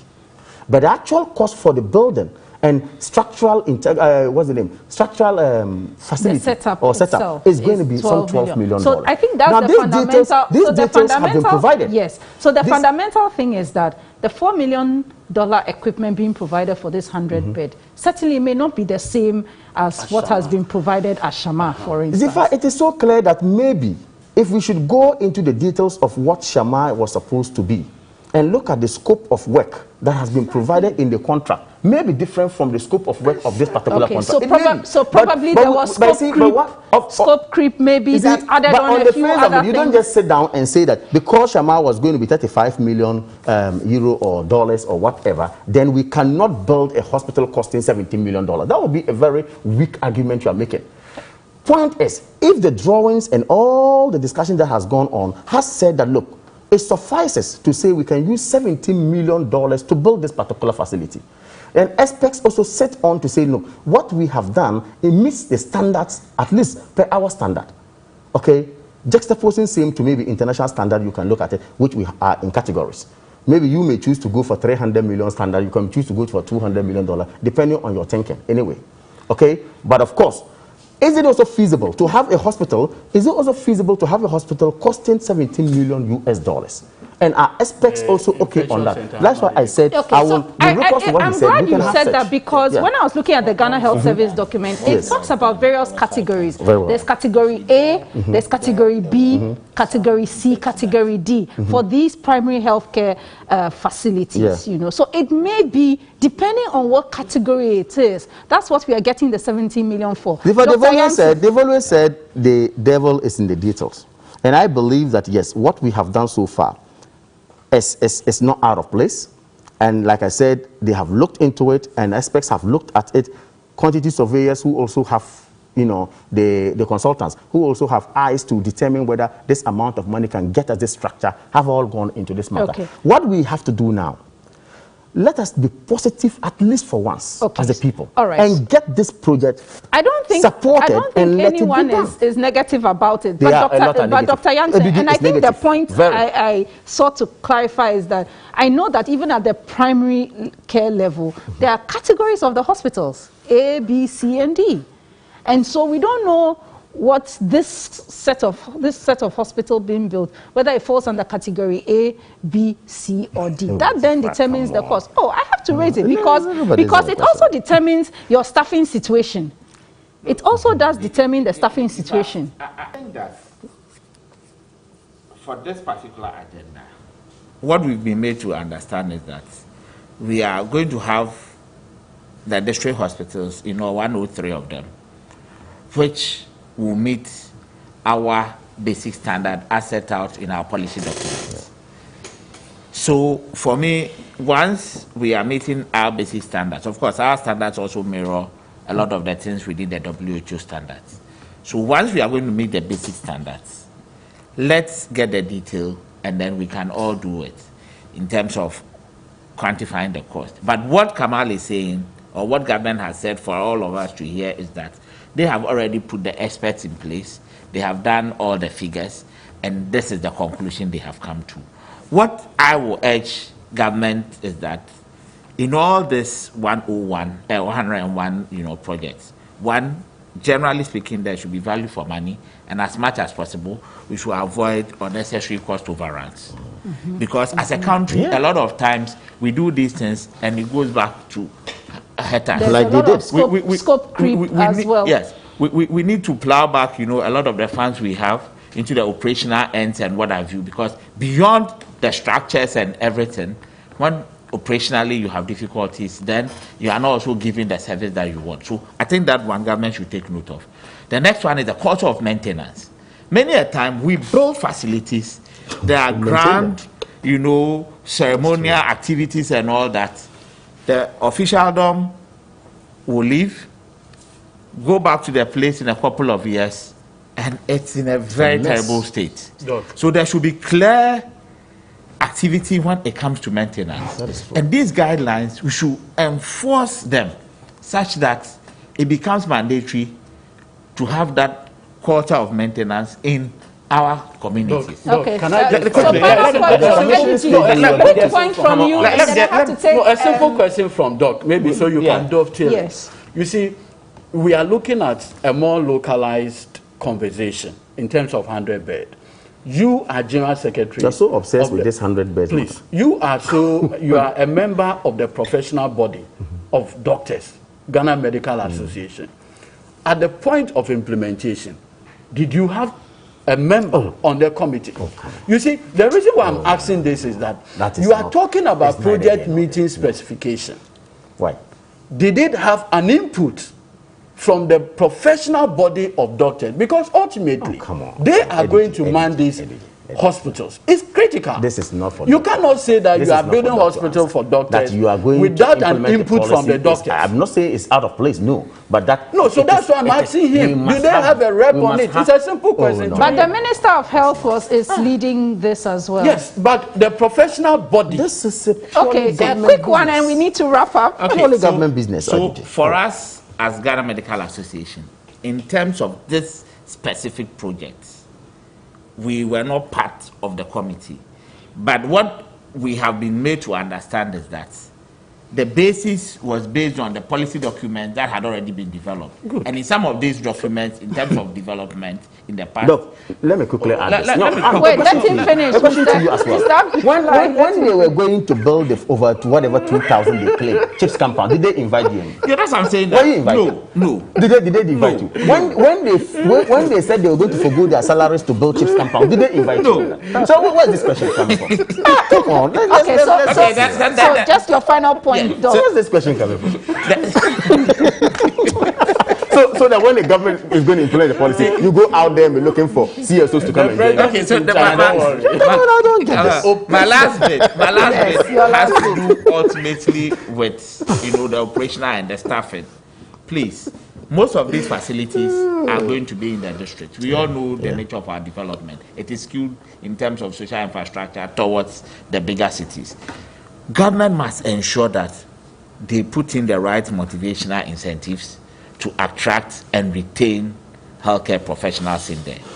There should also be the culture of training of the professionals who will endeavor to serve in those areas. These are very key things because now the private sector, the quasi-government sectors within the health structure are also growing, and there's competition for the same kind of people. And for the districts, usually you find government being the entity operating there in terms of the delivery of healthcare services. If you don't put in the right structures, like in proper terms of schools and other beyond all those bits, so that you will need to have some incentives in place so that will ensure that it will be attractive to people. Because the truth is that you cannot compel anybody to work for a particular employer. All right. Thank you very much, Dr. Yansa. Kamala, I have to stop you because you've made your point. Final point with but I have my final point to make. Yes, Mr. Emusa. I have a final point. Yes, thank you very much, Jifa. So for us, we want to say we provide our blessings in support of the project to this government. Very good. We are only cautioning that it moves in a pace where it is very healthy to the government itself and the people of Ghana. And for that matter, we want to see some of the projects being functional by the time he leaves office, but not the scattered lots where they are not completed. So we will be great to see some of them are raised and are functioning, and then we point our hands and say, in another government, these district facilities came into being, than leaving a lot, excuse my language, in the bush that are not functional, that we cannot point to any.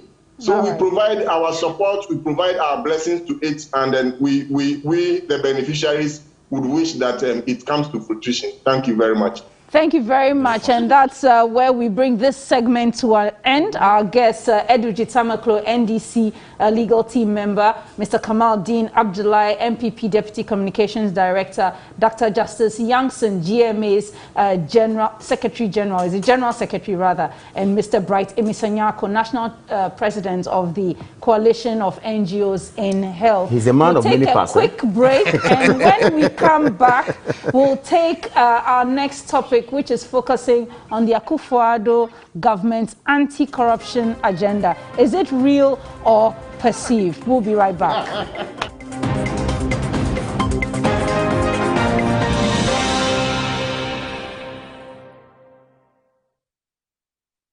License Factory Direct promo! Papa ni binye. Yantwe nyinam kanea no nie. Hisense. What the year now they are selling? I didn't know here. TV, fridge, freezer, air condition, gas cooker, washing machine, smartphone, sound system, water dispenser, microwave, blender, rice cooker, kettle, and iron. Wakukudropo rice and showroom beer.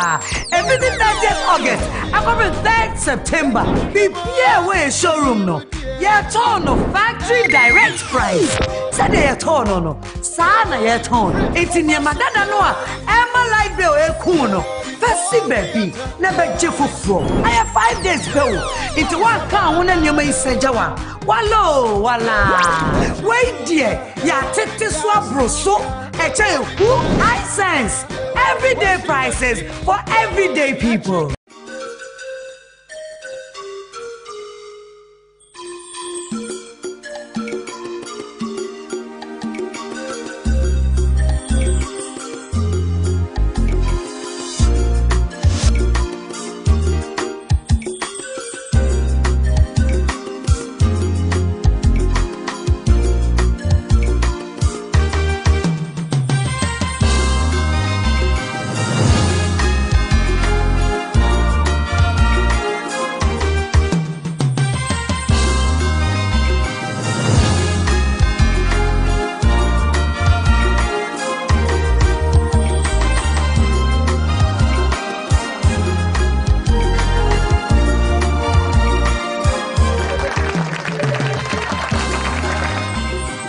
Whatever the occasion, with ATL, you can never be out of style. ATL, bringing fabric to life. You like to?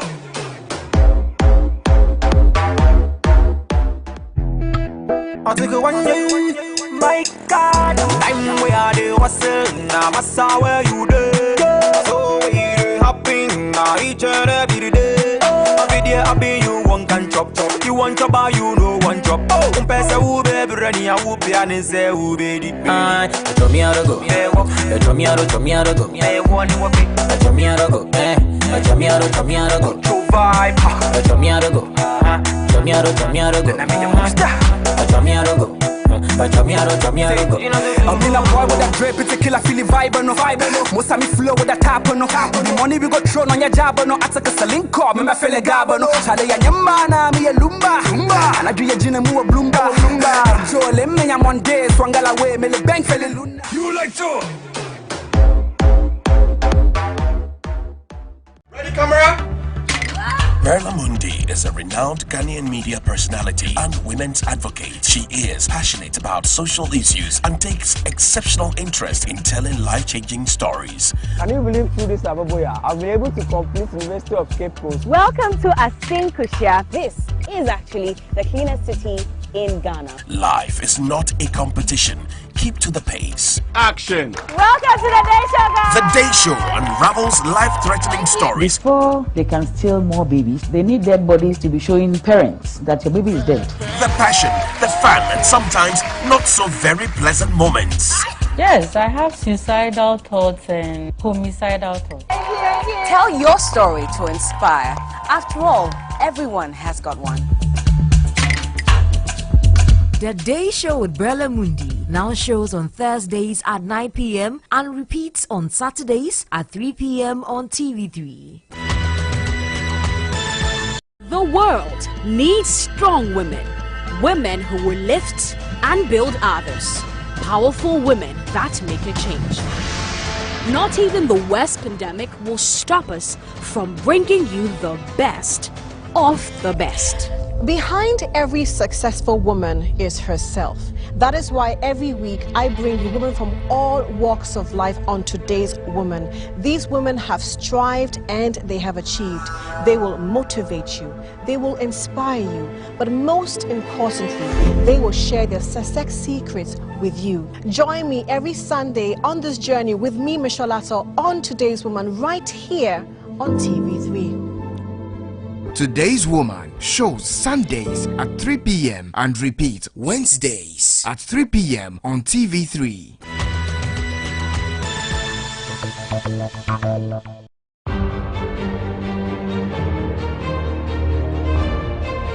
If you've ever been in need of dire help and all hope is lost, the doors are closed, then you understand there's power in the words, how can we help you? These are reassuring words that bring hope to the hopeless and relief to the hurted. Have fun and make money while doing it to help a friend, a loved one, your neighbor, or even your community. Can't see, right? Yeah. Munio. What shall Menu. Compass. There you go. Oh man. How was I supposed to know what you were doing? How can we help you? Let's have fun while making a difference. Proudly brought by First National Bank. First National Bank. How can we help you? How can we help you? Show Sundays at 5:30 p.m. on TV3.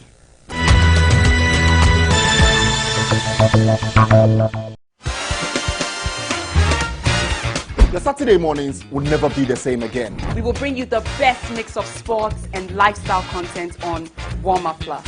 We will interview exciting professionals from different fields of endeavor, including sports and fitness. Give fans an opportunity to show their passion and preview upcoming games. Discuss what's trending in the world of sports and entertainment, give you lifestyle tips, serve you music, exercise, dance, laugh, and have an absolute ball on TV each Saturday. So whether you're a fan or you just like fun, you will absolutely love Warm Up Plus. Warm Up Plus shows live Saturdays at 10 a.m. only on TV3.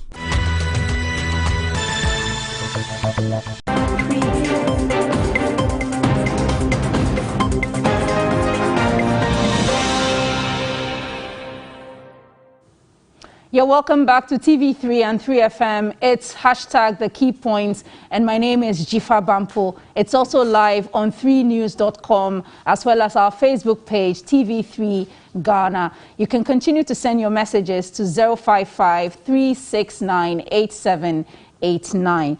Now, government's anti-corruption agenda, is it a myth or it's a reality?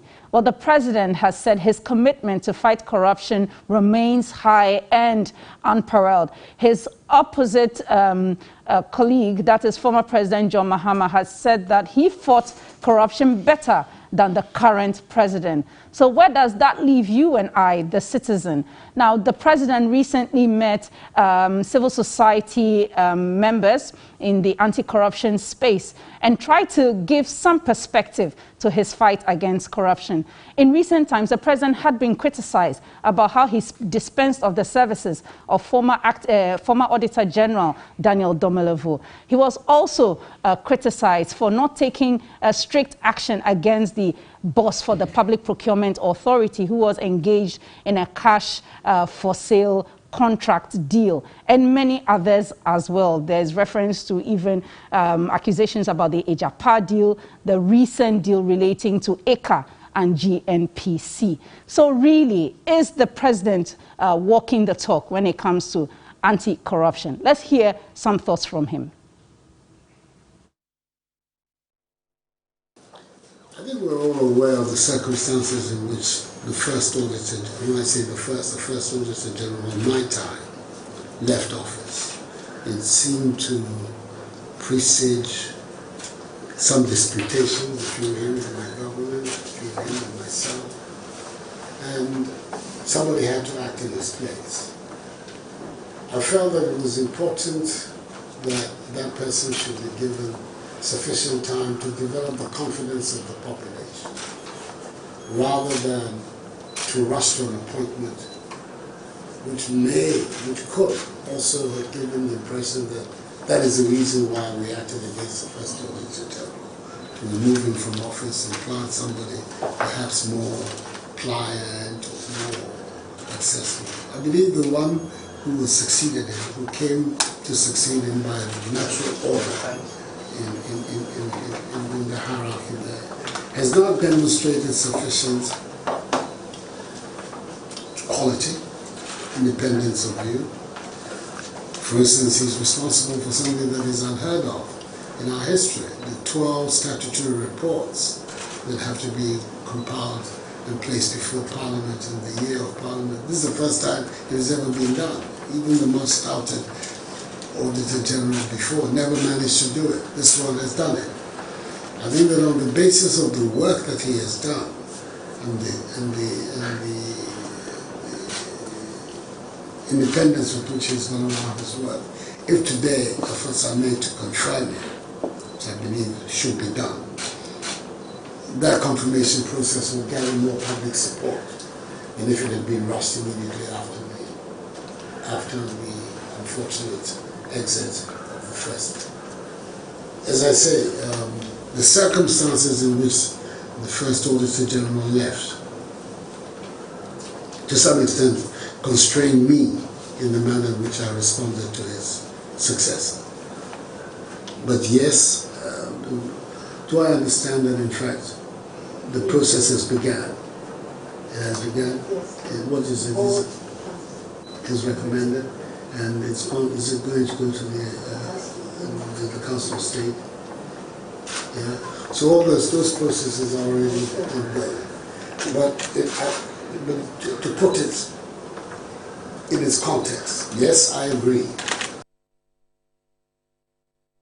And that's the president just speaking this week. Our guest this morning, Dr. Yao Graham, coordinator of the Third World Network, one of the foremost pioneers in civil society in reference to extractives and the environment. Dr. Kojo Asante, Director, Policy Engagement and Advocacy at CDD Ghana.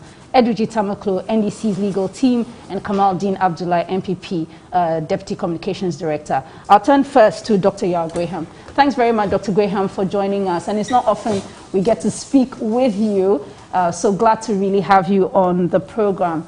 So the current Akufo-Addo administration has seen a number of issues, the most recent one being the ACA GMPC saga. We've seen the procurement issues relating to Sputnik V, where the Deputy Health Minister violated procurement laws. We've had the PPA boss, who has not been prosecuted for engaging in a cash for sale contract deal. Meanwhile, we are now seeing prosecutions for Collins Dauda et al. We've seen how Mr. Domlevo left office, and also excavators that got lost under a special purpose vehicle when the Galamsey fight was at its height sometime in 2020. And then there's been the thought of gagging of individuals who've been critical of the government.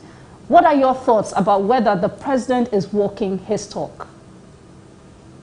Yeah, good morning, Jifa, and the colleagues on the panel who I can't see because I'm on Zoom, and also good morning to your listeners and viewers. I think clearly the perception in society, and not only among a few civil society organizations, about whether the government is doing a good job on corruption or not, has to be seen with a wider lens beyond what is in the Auditor General's report, because people experience government at so many levels, at the district level, and also all the way to the national, and also in different spheres of their lives, whether it's in public procurement, how people get hired for the public service, which businesses are favored, even which neighborhoods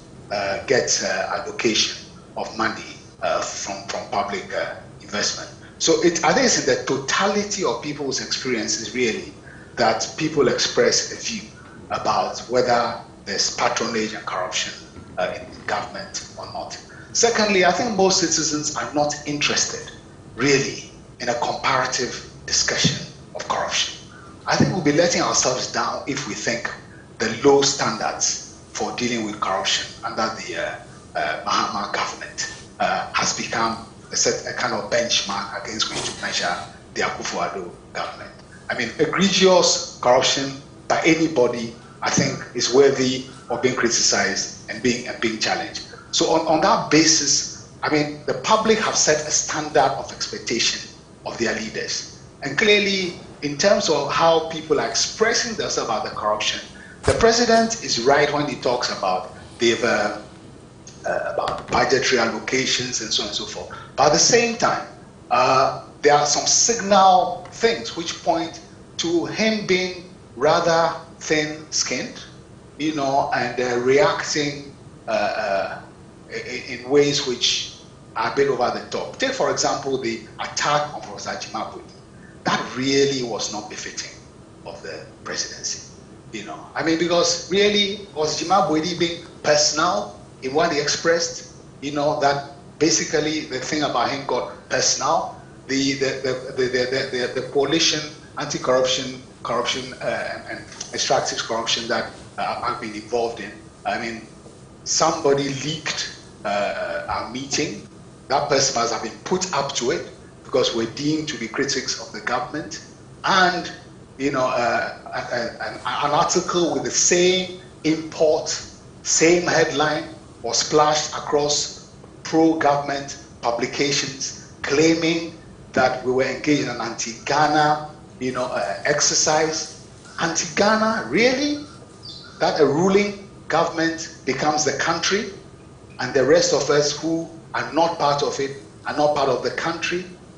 Is speaking your mind an act of treason? I mean, I think these are the bigger issues that come into view in terms of how some of these things are. And even during the so it's not simply the president. I think we should be talking about the culture of administrations. Because, you know, in a way, when people in a ruling party, particularly leading members, speak publicly and angrily about the entitlement of members of the party to jobs, you know, and to contracts, to the exclusion of others. I mean, this is basically a declaration of privilege, not based on merit or due process, simply because people are in power. People hear these things, and there's no criticism of that position. There's no pushback. So people are entitled to feel that, well, I mean, it's a free-for-all limited to those who are close to power. So I think this is a wider lens we need to bring. And finally, I think the fight against corruption also, I mean, because so many institutions and agencies have to be involved, we have to ask the question, you know, about the landscape of the intervention of different actors are treated. Because ultimately, really, I mean, we the citizens make government. If those who yesterday were our peers, who we have elected into office to run the country for us, and also put some in parliament to serve as an opposition, suddenly become, in a way, untouchable because of the political decision. Stops with the president. And I was looking at some data put up by the Ghana report, and they tried to do a summation of how many times corruption has been referenced over the last 20 years. And it is deemed that in the last SONAS, that is in terms of the State of the Nation address, that's the document that was analyzed, the president said nothing about it in the last two SONAS. Well, so it gives even a certain sense that this is something the Akufo-Addo administration doesn't even want to talk about. They don't want to reference. I gave you some examples. I know Dr. Graham says we should look at it from the wider perspective. Absolutely. Yes, but the point is, this this administration, people had hope that they would really tackle corruption, and many are disappointed. Well, thank you very much. Diva, corruption in itself is a canker we must all fight. In government, without government, or out of government, you have an obligation to fight corruption. Part of the media, whether you work with your private person, whatever, all of us owe it a duty to ensure that corruption is fought to the fullest. But sadly, Difa, we narrow the fight against corruption and limit it only to people in authority. And it's a very sad situation for all of us. It will continue, and that brings to fore the polarization of our own system. So that the fact that we have limited it to only people in authority, and for that matter politicians, then it is only politicians who speak, and we think that we are all fighting against corruption. However, like Doc said, it ought to be broadened. Let us broaden the scope. Let's get all inclusive on the fight against corruption. Why do we have the Whistleblowers Act? Was it for just stating in the book's purposes? That is why we enacted such laws. Why do we sit here and we have laws against corruption? Was it just for the spectacle of it? No. Now, for someone to say that I expect the authorities in place to fight corruption, the person is not wrong. Because even before we come to power, our manifestos as political parties, we indicate therein that we are going to fight corruption and we're going to do this to fight corruption. But you see, with recourse to the legal architecture of our land, Doc is here, Ediju is here, I am here, but Jifa, you are here. I wake up one morning to say I am going to make an accusation against, or I'm going to accuse Jifa of doing, which points to corruption. And because I have come or I've had a platform to make such allegations, without recourse to the legal architecture, which tells you how to go procedurally, Jifa must be chastised, Jifa must be vilified. Is that what the way to go? No. So, you see, when you look at the fight against corruption, like I rightly said, CSOs, whoever is involved, all of us owe it a duty to speak up. But then the point is, Mr. Kamaldeen, the point is, Mr. Kamaldeen, even in these instances where you say there must be recourse to a legal process, I mean, look at what happened under the fight against illegal mining. A special purpose vehicle was created to deal with the excavators that were seized and the like. They disappeared. No one has been held to account for that. So the matter is closed. Is that correct? As far as I have heard or seen, I haven't seen it. You are saying that emphatically that matter is closed. I haven't no investigation is ongoing. All I know is that some illegal miners caught later on. So to your knowledge, yes. So to your knowledge is that some were caught. But that is that matter is closed. You cannot say that. All right. Then the PPA boss. I'm just giving these examples go ahead. No, it's important. It's important. Mention them. The PPA boss can I correct misrepresentation? Yes. In talking about the breadth, I was not talking about the fact that everybody has a duty to fight corruption. That was not the point of it. I was talking about the breadth of how government power is used across the realm of power. Contrary to what Kamal was saying, I believe that the reason why people are focused on government, because government controls our collective resources and has been vested with power from the national to the local government level across sectors to manage those resources for the benefits of all of us. So I think it's important to underline that my point is that the focus on government and corruption is correct. So not to say that I'm saying that somehow all of us, are accountable, because I don't manage any budget. Focus on public corruption. Doc, thanks for bringing us to that perspective, because the reality is that these examples are given, they are not perceived. Yeah. It's not a case of someone sleeping and waking up and wanting to accuse another person. We are not seeing the kind of actions that give confidence that the president and his administration are walking the talk. The Attorney General is prosecuting Collins Dauda. Very well. But yet the PPA boss, Mr. AJ, is not in the wings. And I've asked a simple question again. We are all aware that the PPA boss matter was referred to the special prosecutor. Is that correct? Supposed to have been, okay, I think it's supposed to be on investigation as we speak right now. Then I ask you a simple question: whether the matters you have raised have been brought to an end, case closed, finish. As far as I know, Mr. Charles Bisu is still going about his normal. And of course, that does not mean that investigation. Why? Even within our legal balance. Why? People commit crimes to the extent that even those days we were still that in court you don't even have bail for better cases. Today, somebody went to Supreme Court and then made sure that a judgment was secured to say that every single crime in this country is bailable. Is that not so? So the point that Bisu is working out does not mean that the matter under investigation has been brought to an end. That's not what it means. And you see, crime is not an expiry, it's not ideal milk where you can have expiry date on it. You know that. So the point I want to make is, let us not create an impression out there that if A, B, C, D has been done, because I want to just see the person put into prison without recourse to Article 19, which gives you procedure and declares each and everyone innocent until proven guilty, then let us chastise and let us go out there and then finish the people and move on. Yes, I'll be happy to see pragmatic steps taken, concrete steps taken towards the fight against corruption, because it is a bigger problem for all of us. And I'll be very happy about it. The rhetorics within that area must be avoided completely. That I agree.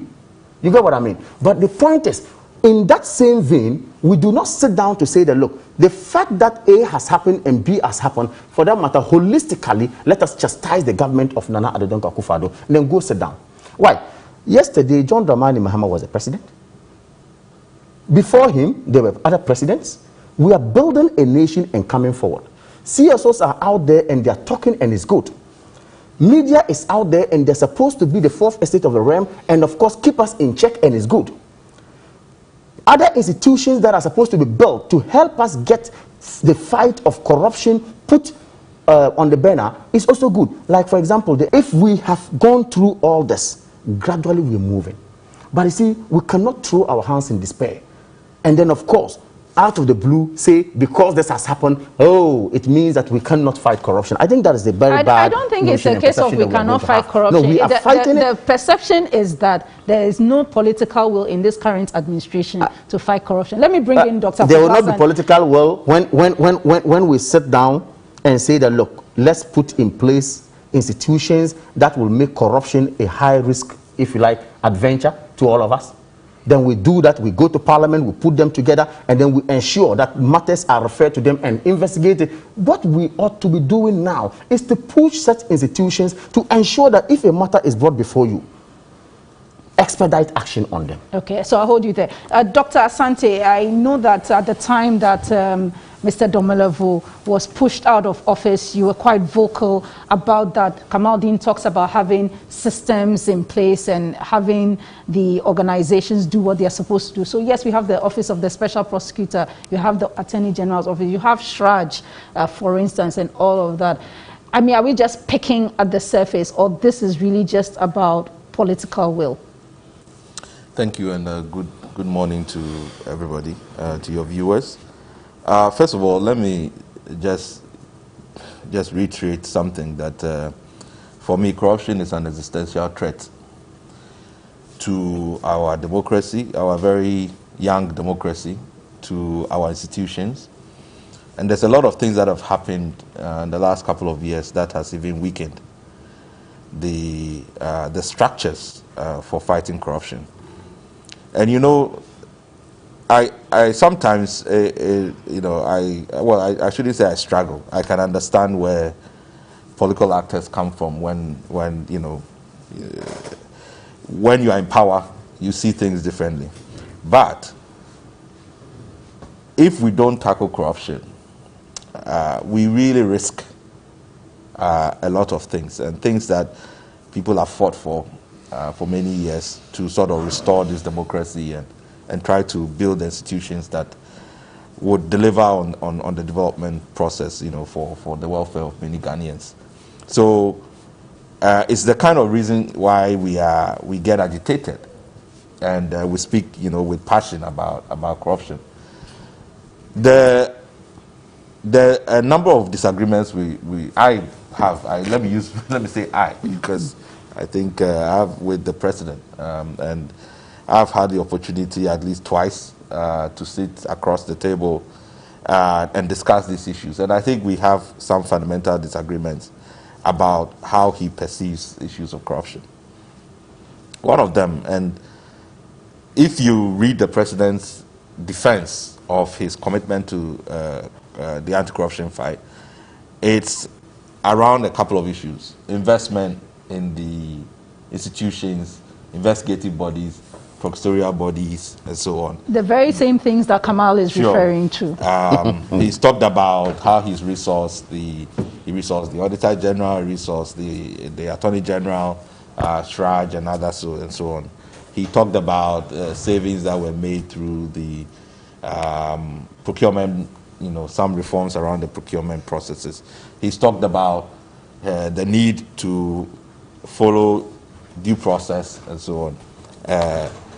And every time, and this is the same defense that he has made since he made that statement. I think I was a Ghana Bar Association. Yeah, Ghana Bar Association. After the ABAJ matter. Right.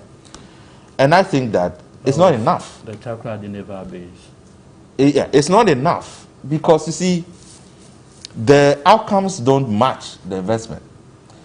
So at the minimum, if you are putting money in something or you're pushing resources in something and you are not seeing the outcomes, the first thing, just from a public policy perspective, is to ask yourself, am I wasting my resources? Maybe it's not directed to to the right places. And why are we saying that? Look at the perception index over the last 10 years. The picture is one of stagnation. You maybe just make a notch up, you fall. You make a notch up, you fall. But we've not hit the pass mark ever for the last 10 years. Even before that, we've not hit it as a country. So when you want to measure whether or not, just from a perception point of view, the Afrobarometer surveys in terms of ranking of corruption, and these are ranking of perceived corruption of even the institutions that are mandated to fight corruption. Mm-hmm. So how are we even supposed to get there? So, and that has not changed. If you look at the Auditor General's report across, it has not changed. All right?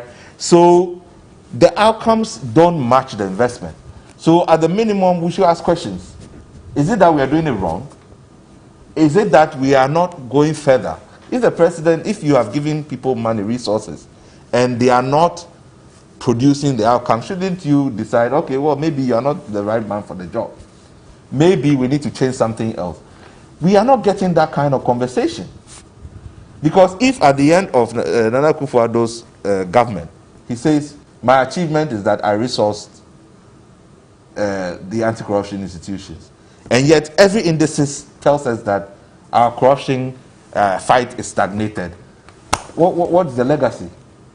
So for me, that is where I have a problem with the president.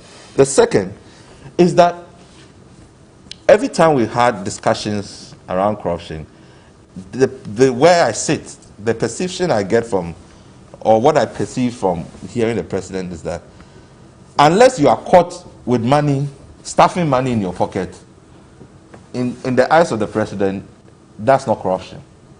You are not corrupt. No, I think if you are not caught categorically where you are taken through a process, he cannot take any action without proof. Not necessarily. When I'm making this specific point I'm making about it, that he draws a line between ethical conduct and corruption. He doesn't see certain types of behavior as corrupt behavior, right? Because for him, personal gain is important. So if you have not gotten personal gain out of a process, then he doesn't see that as a. And for example, the health minister debate that we have been having, for instance, right? Clear breaches of procurement rules. You go to the Public Procurement Authority Act. Look at the Financial Management Act. There's nobody. I mean, it's been established for whatever, all the breaches, but you can't establish a personal gain, and so the person has not basically. It's not corrupt behavior, right? But it doesn't. The point is that we, even for causing financial loss in this country, right? When we prosecute people for causing, a lot of the charges is really are taking decisions without board approval. All of that. We removed Charlotte Osei on procurement breaches. No personal gain was established. And it's for a reason. Because the starting point of corrupt behavior is conflict of interest, nepotism, influence peddling, and then if you're able to establish something in terms of whether the person, like in the ABNJ's case, for instance, where there's clear evidence that he has profited from his transactions, and we are yet to see, any action taken on that, right? Then, if you don't recognize how important it is to deal with that as a signal that this kind of behavior is not allowed, then it creates more perception that, I mean, if this is allowed, then if I'm at a district, I'm a DCE at the district, I can also do the same. And that is a fundamental problem I have with what we are seeing now. With what we are seeing. And Doc, just 1 second. I want Doctor, just one clarity. Doc, 1 second. On the ABAJ matter, has it been brought to closure? But I have a problem also with that. It hasn't because been brought to closure. One of the projects that we support is the Corruption Watch. Yeah.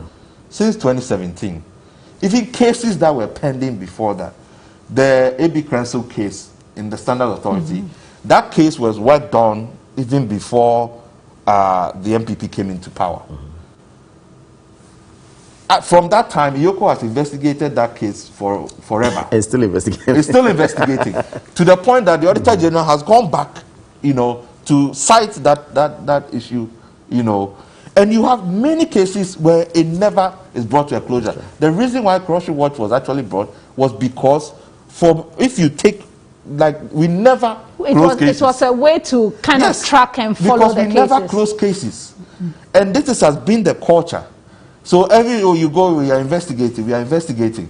But that is part of that. If you want to fight corruption, you have to even close. That, there has to be some targets. Okay. Eduji, I'll come to you, but I just want to pick Dr. Graham's thoughts on some interesting things that Dr. Asante has raised. It seems our systems have suffered some weakness.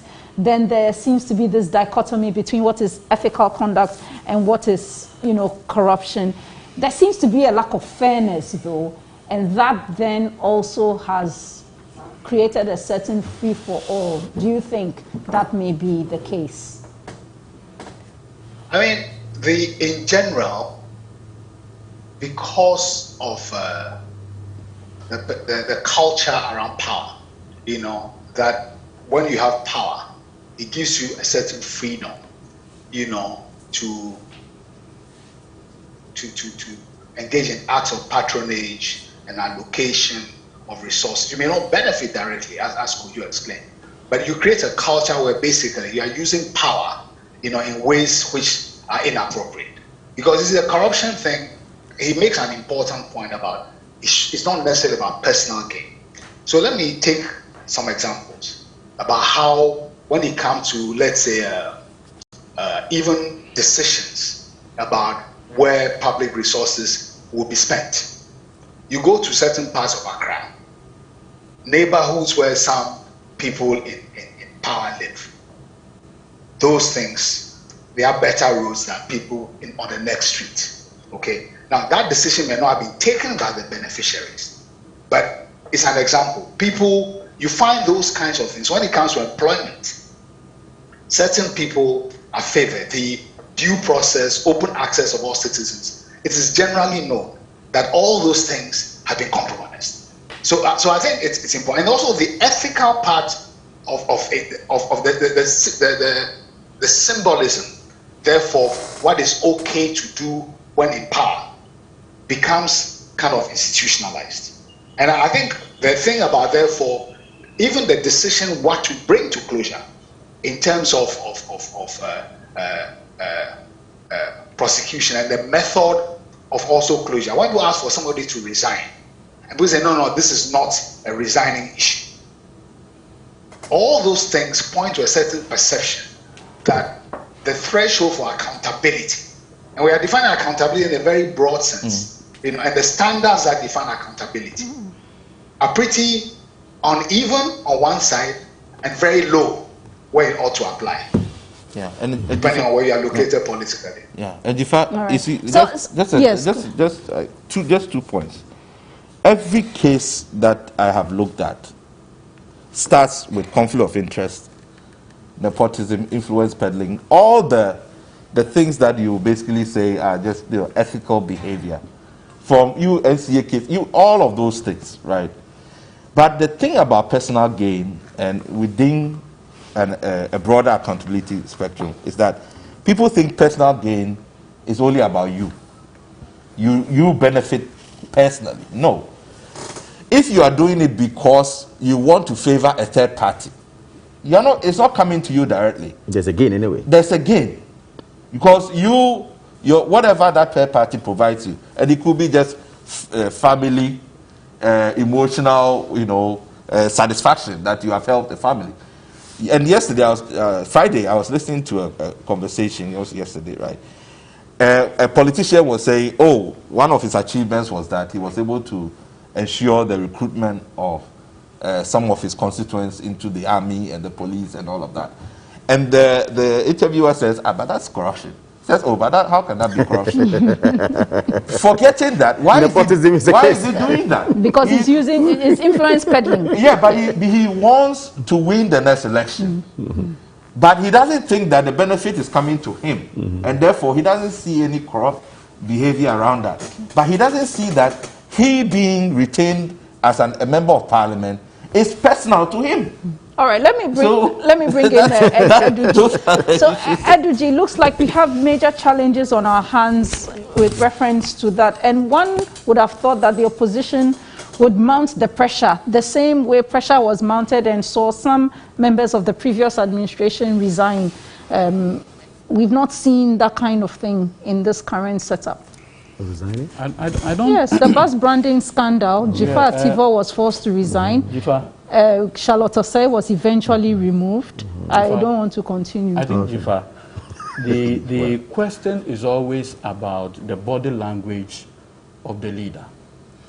The Akufo-Addo presidency appears to have taken, I don't care, whatever you say, posturing.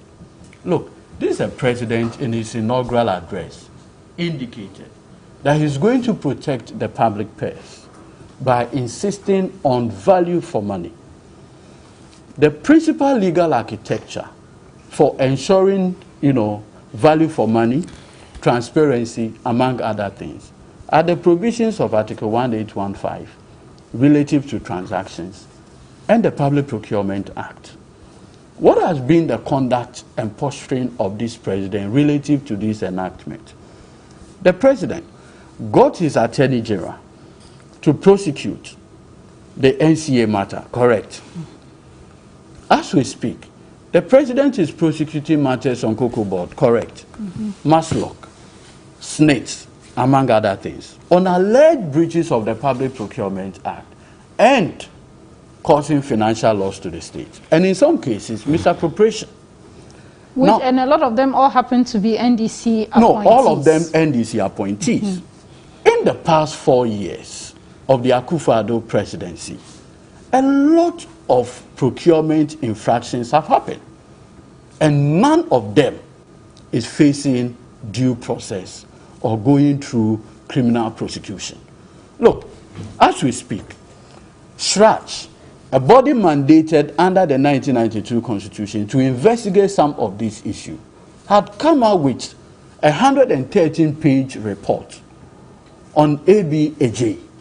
And in this report, Shraj found as a fact that ABAJ was able to keep an amount of 40 million Ghana cedis in his private account without any explanation as to how he came by those funds. In fact, Shraj found as a fact that his account balance in StanChart before he became the CEO of the Public Procurement Authority was a certain figure.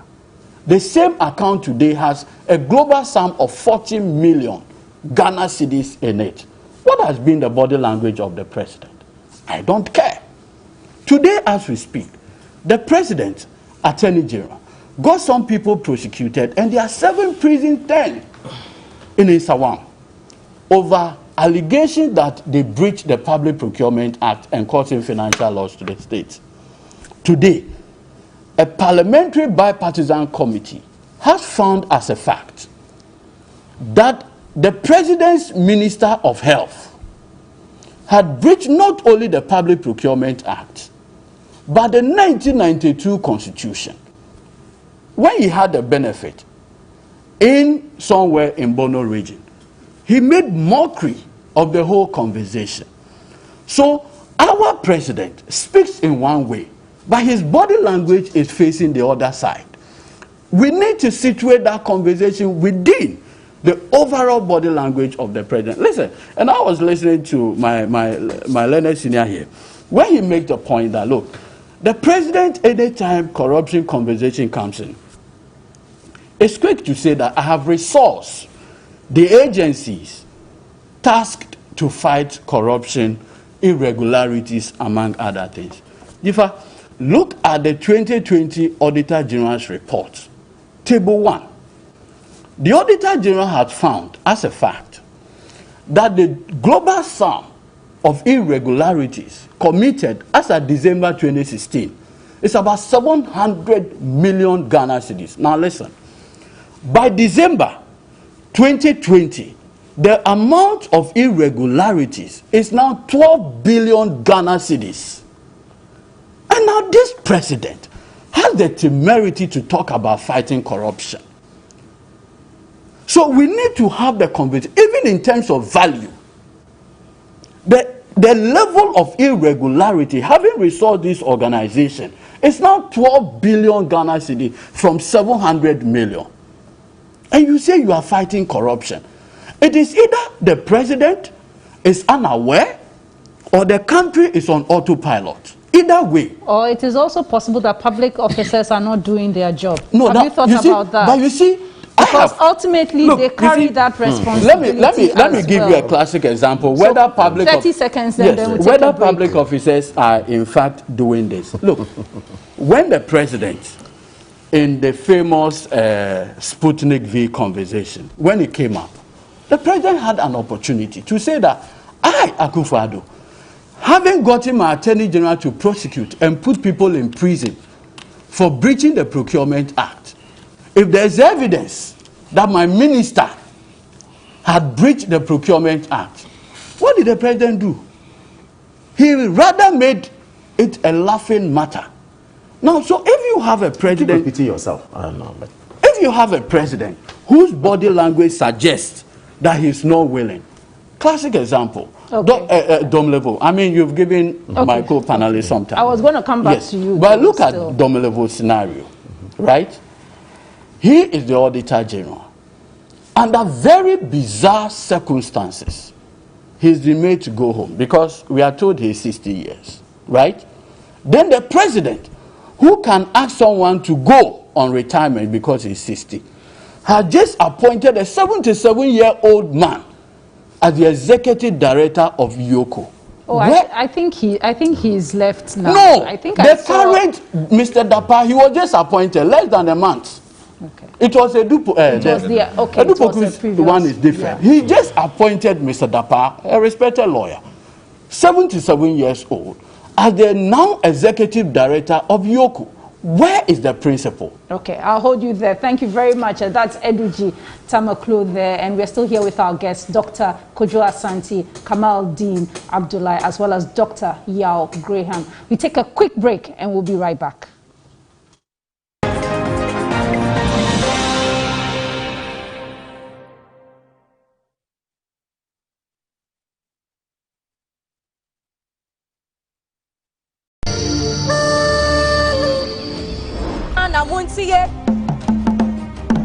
They work hard sometimes without resources, support, rewards, and sometimes with little or no recognition. Historically, women have had profound impact on society in a myriad of ways while expecting nothing in return. This week on GMB, we celebrate women who uplift others with their kindness, compassion, bravery, and yet go largely unnoticed. In a world of today, where women fending for themselves, breadwinners, contributing to the economic growth of this country. I am a woman. Join us this Sunday live on TV3 Studio B at 8 p.m. on TV3. To keep your favorite delegate in the competition, dial *713*13# or download the TV3 Reality app on Apple Store and follow the prompt. Studio audience is strictly by invitation. GMB 2021. Rediscovering true beauty. GMB 2021 shows Sundays at 8 p.m. and repeats Fridays at 3 p.m. and is sponsored by Lavon's Tomato Mix, Camel now from Kerex, Freedom from Casaprecon, GTP, Darling Lemon Drink, Airtel Tigo's Big Time Bundles, Lufat, Deluxe Acrylic Paint, Heaven Black Mosquito Spray and Coil, and Napa Mackerel, Geisha, Close Up, Ayo Insurance, Fan Milk Nutri Day Yogurt, and supported by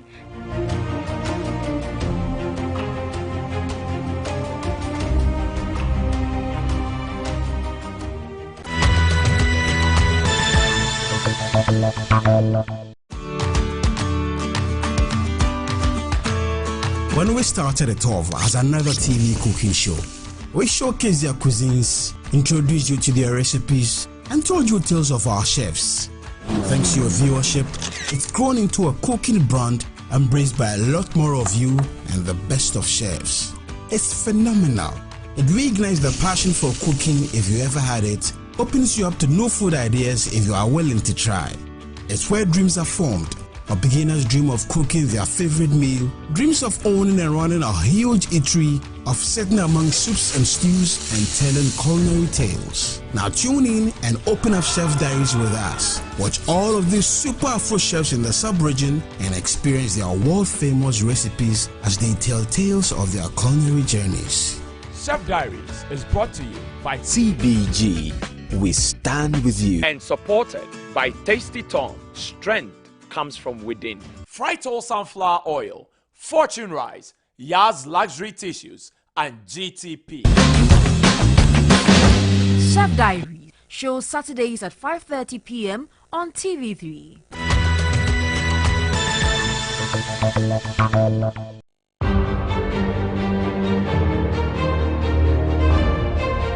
If you've ever been in need of dire help, and all hope is lost, the doors are closed, then you understand there's power in the words, how can we help you? These are reassuring words that bring hope to the hopeless and relief to the brokenhearted. Have fun and make money while doing it to help a friend, a loved one, your neighbor, or even your community. Can't see, right? Yeah. Munio! What shall Menu. Compass. There you go. Oh man, how was I supposed to know what you were doing? How can we help you? Let's have fun while making a difference. Proudly brought to you by First National Bank. First National Bank. How can we help you? How can we help you? Show Sundays at 5:30 p.m. on TV3.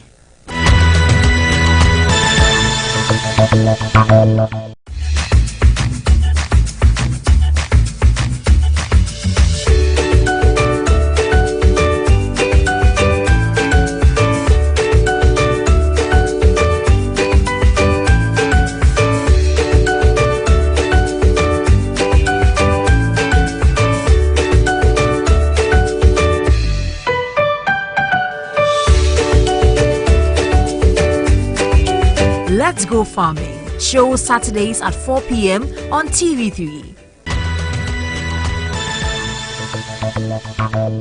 Across Africa, nations are beginning to trade among themselves like never before, creating the largest continental market the world has ever seen. On the Single African Market Program, we will show you how products, services, capital and people will be crossing barriers as the continent and its citizens embrace a single market in a sustainable manner for growth and development to meet targeted UN development goals. Congratulations, Your Excellency. Get the latest update on all opportunities from the continent's trade house. Know the success stories and how challenges are being addressed. Africa is ready to trade among itself and the world, so are the people. The Single African Market is the voice of businesses that trumpets the vision of Africa everywhere in association with the Government of Ghana, CFTA Secretariat, International Chamber of Commerce, Business for Peace Foundation, GIZ, YAP, and UNDP. Single African Market shows Sundays at 2 p.m. on TV3.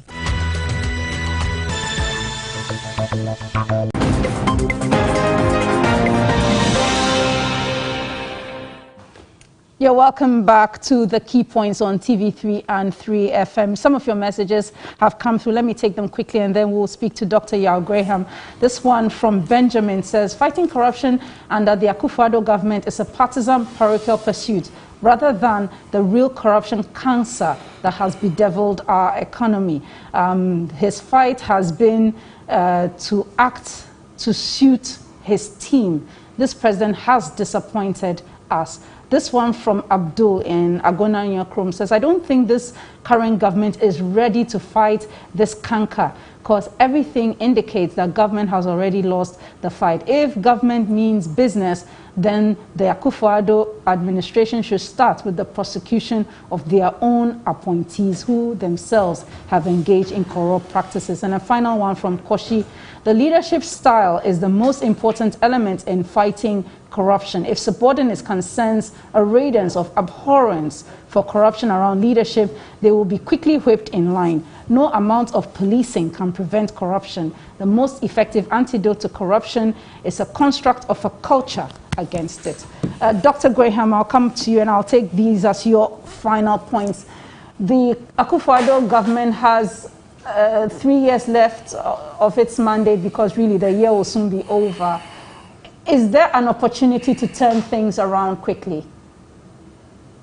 I mean, 3 years is a long time for a government to build, a legacy. So it can, but the discussion that we are having points to both limitations of his construction of what amounts to corruption, to his understanding of the processes of fighting corruption. You see, because, I mean, the thing about resourcing institutions and so on, I mean, that is all very true. But from what has been said by people not only on this program but elsewhere, I mean, what a leader does is important. Because if you take the view that these things are delegated to certain institutions to do, it's bureaucratic, it's legalistic, and I mean, if you take an example, President Mills had a reputation as a personally clean person and so on and so forth. I mean, contrary to what our NDC friends like to say, I think that Mills was a very poor national leader. And even as he had this posture all around him, many things were going wrong, and ultimately he had to be accountable. You come back to President Akufo-Addo. You have a situation where if there is a consensus in a ruling group about, as it were, what the benefits and perquisites of power, whether it is to get people from your hometown taken into the military, whether it's to build the roads in your village, whether it is to divert business from particular private sector actors to businesses concerned with you. You know, there are many, many things that become a perception of what is okay to do. Because there's a point made about, for example, public servants not doing their work. The morale of the public service has been broken by years of political bullying and also basically victimization and illegal acts which have kept, you know, people afraid to do things. I mean, I've heard stories where people that regimes, I mean, the government says one thing, the president pronounced one thing, but the day-to-day functioning of how power is used is completely contrary.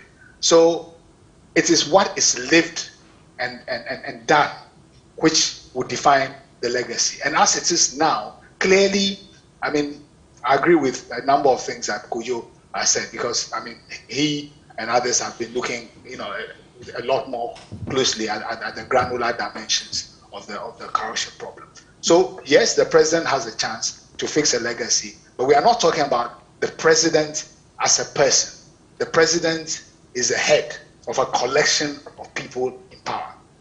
Is that collection of people ready suddenly to radically change course, where instead of government being a business opportunity, government becomes an opportunity to let the Ghanaian people feel that actually elections give us accountable government, not elections give us people who see an opportunity for themselves and their associates. That, I think, is the incline that the president, you know, has to get to the top of and to be able to build a legacy. And it's a very steep incline. All right, thank you very much, Dr. Yao Graham. He is the coordinator for third. I was given an amended. Let me just go to that. I was given an amended. Third World Network Africa. Yes, so Third World Network Africa. Yes, because I didn't put the Africa the first time. But thank you very much, Dr. Yao Graham, for joining us. Always a pleasure to speak to you and tap into your knowledge. Much appreciated, sir. And let me come back to the studio, to our guests in the studio. So I'll come back to you, Kamaldeen, quickly. So Dr. Graham has pointed out what could be a legacy, but there's also the issue of what Eduji raised about the procurement malfeasance that is very evident in the Auditor General's report. We need to bring this to an end some way, somehow. Yeah. First of all, the past or immediate past Auditor General's name came up in our discussion, which had to, you even asked the first question as to, or not a question, but you mentioned how he was taken out of office. Domelevo, I referred to here. The question I ask, and that comes to mind, is simple. We here talking about laws and talking about how we breach laws, or some have breached some laws, allegedly, and they are not being prosecuted. Others, you claim, same laws have actually been reneged upon, but being punished in a way. Domelevo matter. If we all know clearly, you have to speed up on that. I'm speeding up. Sorry. If we all know that this was wrong, or some wrong has been commissioned by people in authority, which led to Domelevo being out, what stops us from testing the laws? What stops us? But we are testing it in court. Very good. You know it's at the Supreme Court right now. Yeah, I know. Okay. So what stopped us? Nothing stopped us. So having been to court and then pursuing the matter, okay, it's not been to its logical conclusion. We do not say, we cannot say that someone has wrongly or wrongfully taken some Domelevo out. The point is that the argument is there to make, the court is here to make a pronouncement on the matter. Let's move on. Okay, but now, why do you then appoint a 77-year-old person? So, as Eduji had pointed out, Dr. Graham made a very critical point. He used the word perception. He says all these discussions we are having hinges on perception, which is a very strong word in the corruption balance. That we all know that, yes, when you come out to say there's some corruption out there, you perceive to say there's corruption. Okay? Then, of course, you have to prove it and back same with the evidence that it demands. for measures to be taken, as it were. My good brother Eduji says it's about leadership, and it stops with the president. But examples have been given. Those are not perception, Mr. Abdullahi. Oh. Those are not perception. I beg your pardon, sir. Corruption, discussion of corruption, trust me. Yeah, but I'm saying that the examples given are not perception. They are real. They've happened. We've seen it. We've experienced it. He says leadership is a problem, and that the president of the republic has not shown leadership. Maybe yesterday, John Dramani Mahama showed leadership, clearly. Let's focus on the current administration. We will focus on John Dramani Mahama. No, equally, he focus. No, we will focus on John He's Dramani not Mahama. in office anymore. You've forgotten of. Yes, Eduji. You see, I like the discussion of Doc. When Doc says, look, nepotism is part of corruption. You may not have gained directly, but maybe a third party gained. As was a point I want to make. The Daniel Batendam, late Daniel Batendam, may he rest in peace, and the Ford gift or Ford bribe saga. You remember that? I remember you were the one interviewing him, or someone else on Joy. Okay? Just when you mentioned that a Ford has been gifted or had actually been given to the president, and by someone who has actually secured a contract under the same guard. You and I saw how that ended. The NDC lost that election eventually. So the point I'm just trying to make is that these things that we talk about, they are real. They are not perception is where you think that is happening. Maybe you've not directly experienced it, but these things have happened. Or Dr. Asante, so that when you make a logical argument that the Auditor General's report yesterday came up with some infractions that, of course, in summation will get some 700 million Ghana cedis lost to Ghana. And today, the Auditor General report comes out to say that some 13 billion is lost. Then the conclusion is that there is much more corruption now based on the work that we have done. I could ask a simple question. Could it also be that yesterday, the scrutiny and the due diligence that we needed most from the auditors of such same report? Can I also make that argument? Logically. So you see, the point is that whether it's even one city that is actually misappropriated and not put right, Ghana stands to lose. Let's all fight it. Okay. Dr. Asante, is there any hope for us? Because if there is 11 billion corruption, I beg your pardon, procurement malfeasance, I'm not exactly sure where the hope is. Well, Jifa, for me, we don't have a choice. And I think we're also running out of time. You see, people do not count. I've been in civil society for 16 years. You know, people don't see the gradual erosion of trust in the state, trust in leadership as these things. You know, I mean, sometimes when we even do surveys and you see the levels of 88%, 90%, perceiving... But interestingly, the Afrobarometer surveys, when it comes to the trust data, the president and the military, they are usually on top. But even that, you see dips. You understand? But you see, if the whole, and Dr. Graham made that point, that people experience corruption at many, many different levels.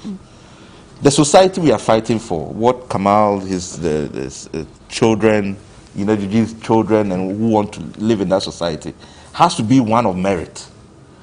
If it comes that you have to know somebody for you to have access to good education, or to have access to health, that you get there, somebody has to extort money from you, even when you are... People join political parties because they feel they will get jobs. You know, when you get to that point... Is it TESCON? They are the ones who filed a petition at the presidency because of lack of jobs. But you see... the story I know now is... But that is that kind of... You see, that kind of site. But I just wanted to make some quick points, because I know you are in a... And we'll take a final point from Mr. Tamaku. Sure. So, how do we move forward? You know, the issue about ethics for me is important. And the code of conduct for public office holders, which comes to parliament and disappears, we have to return, because you see, it has been over a decade. Every time it comes to parliament, you know, run out, and then we have to start all over again. If we can codify it, it helps. So that people know that this is also against the law. And that will help. The issue around, for me, the public financial management. You see, when the Auditor General's report comes, and the public financial management gives the finance minister a lot of powers, you don't hear any directives, any signals that say, we have seen this type of, you know, cash irregularities, And therefore, these are the instructions going to MMDCs and MDAs and so on, that from now, this and this measures we have taken. We have written to the Ministry of Finance about this matter, that there is no office there that does enforcement of financial rules. And they need an office that purposely set up to deal with that. Because if we don't do that, it just sends bad signals around that you can get away with it. All right. And that creates a real problem for us. All right. Eduji, your final point. You see, I think that this whole thing, again, like I indicated, we need to focus on the body language, again, of the president. Because ultimately, the decision to fire or not to fire rests with him. The decision to prosecute or not to prosecute rests with him. Now, when you have a situation where the president deliberately weaponizes prosecution against his political opponent, then they claim that he wants to fight corruption. It's not one born out of sincerity, purely for partisan political gain. Now, if you have a situation where you are currently prosecuting people for alleged breaches of the Procurement Act, and you have appointees of the president who have breached the act in the same manner those who have done. No. It's important because of the president, because the president himself has said he was going to protect the public purse. Now, if the narrative today looks like the purse has been taken away, then people will now know that it was just mere sloganeering, rhetoric. President Akufo-Addo has no desire whatsoever to fight the canker of corruption. And that's the scorecard. All right, you are lucky. You have 30 seconds. I have 30 seconds. Yes. So you say that the scorecard. Yes. Yes, you summed it up by saying that yesterday, if they did things wrong, they were voted against. Yes. Of course, so today we need to face it head on, whatever that comes. I will remain on my position to say that, look, you cannot do anything without recourse to the law. Let's ensure that it moves on. He says he's talking about procurement breaches and all that. I agree with him perfectly. And of course, even Ajmaminu himself did not say that, look, we did not breach procurement laws. He himself admitted to So why is he not being prosecuted?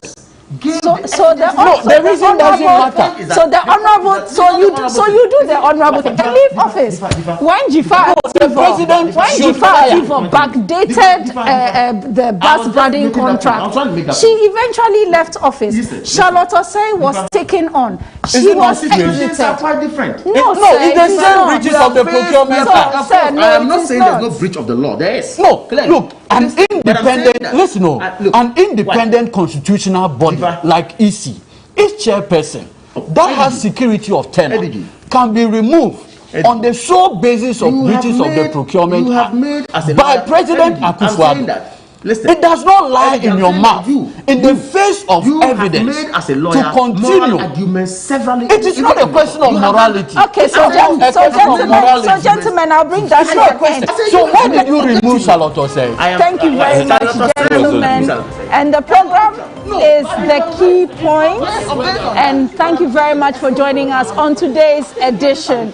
My guests have been Dr. Yao Graham of the Third World Network Africa. Also, Dr. Kojo Asante, Director for Policy Advocacy at CDD Ghana. Also, Edwin Tamaklo, NDC Legal Team. Kamaldeen Abdullahi, NPP Deputy Communications Director. I want to say thanks to all of you for sticking with us over the last 3 hours. My name is Jifa Bampo. Up next is Warm Up Plus. Have a wonderful weekend. Join us again next Saturday.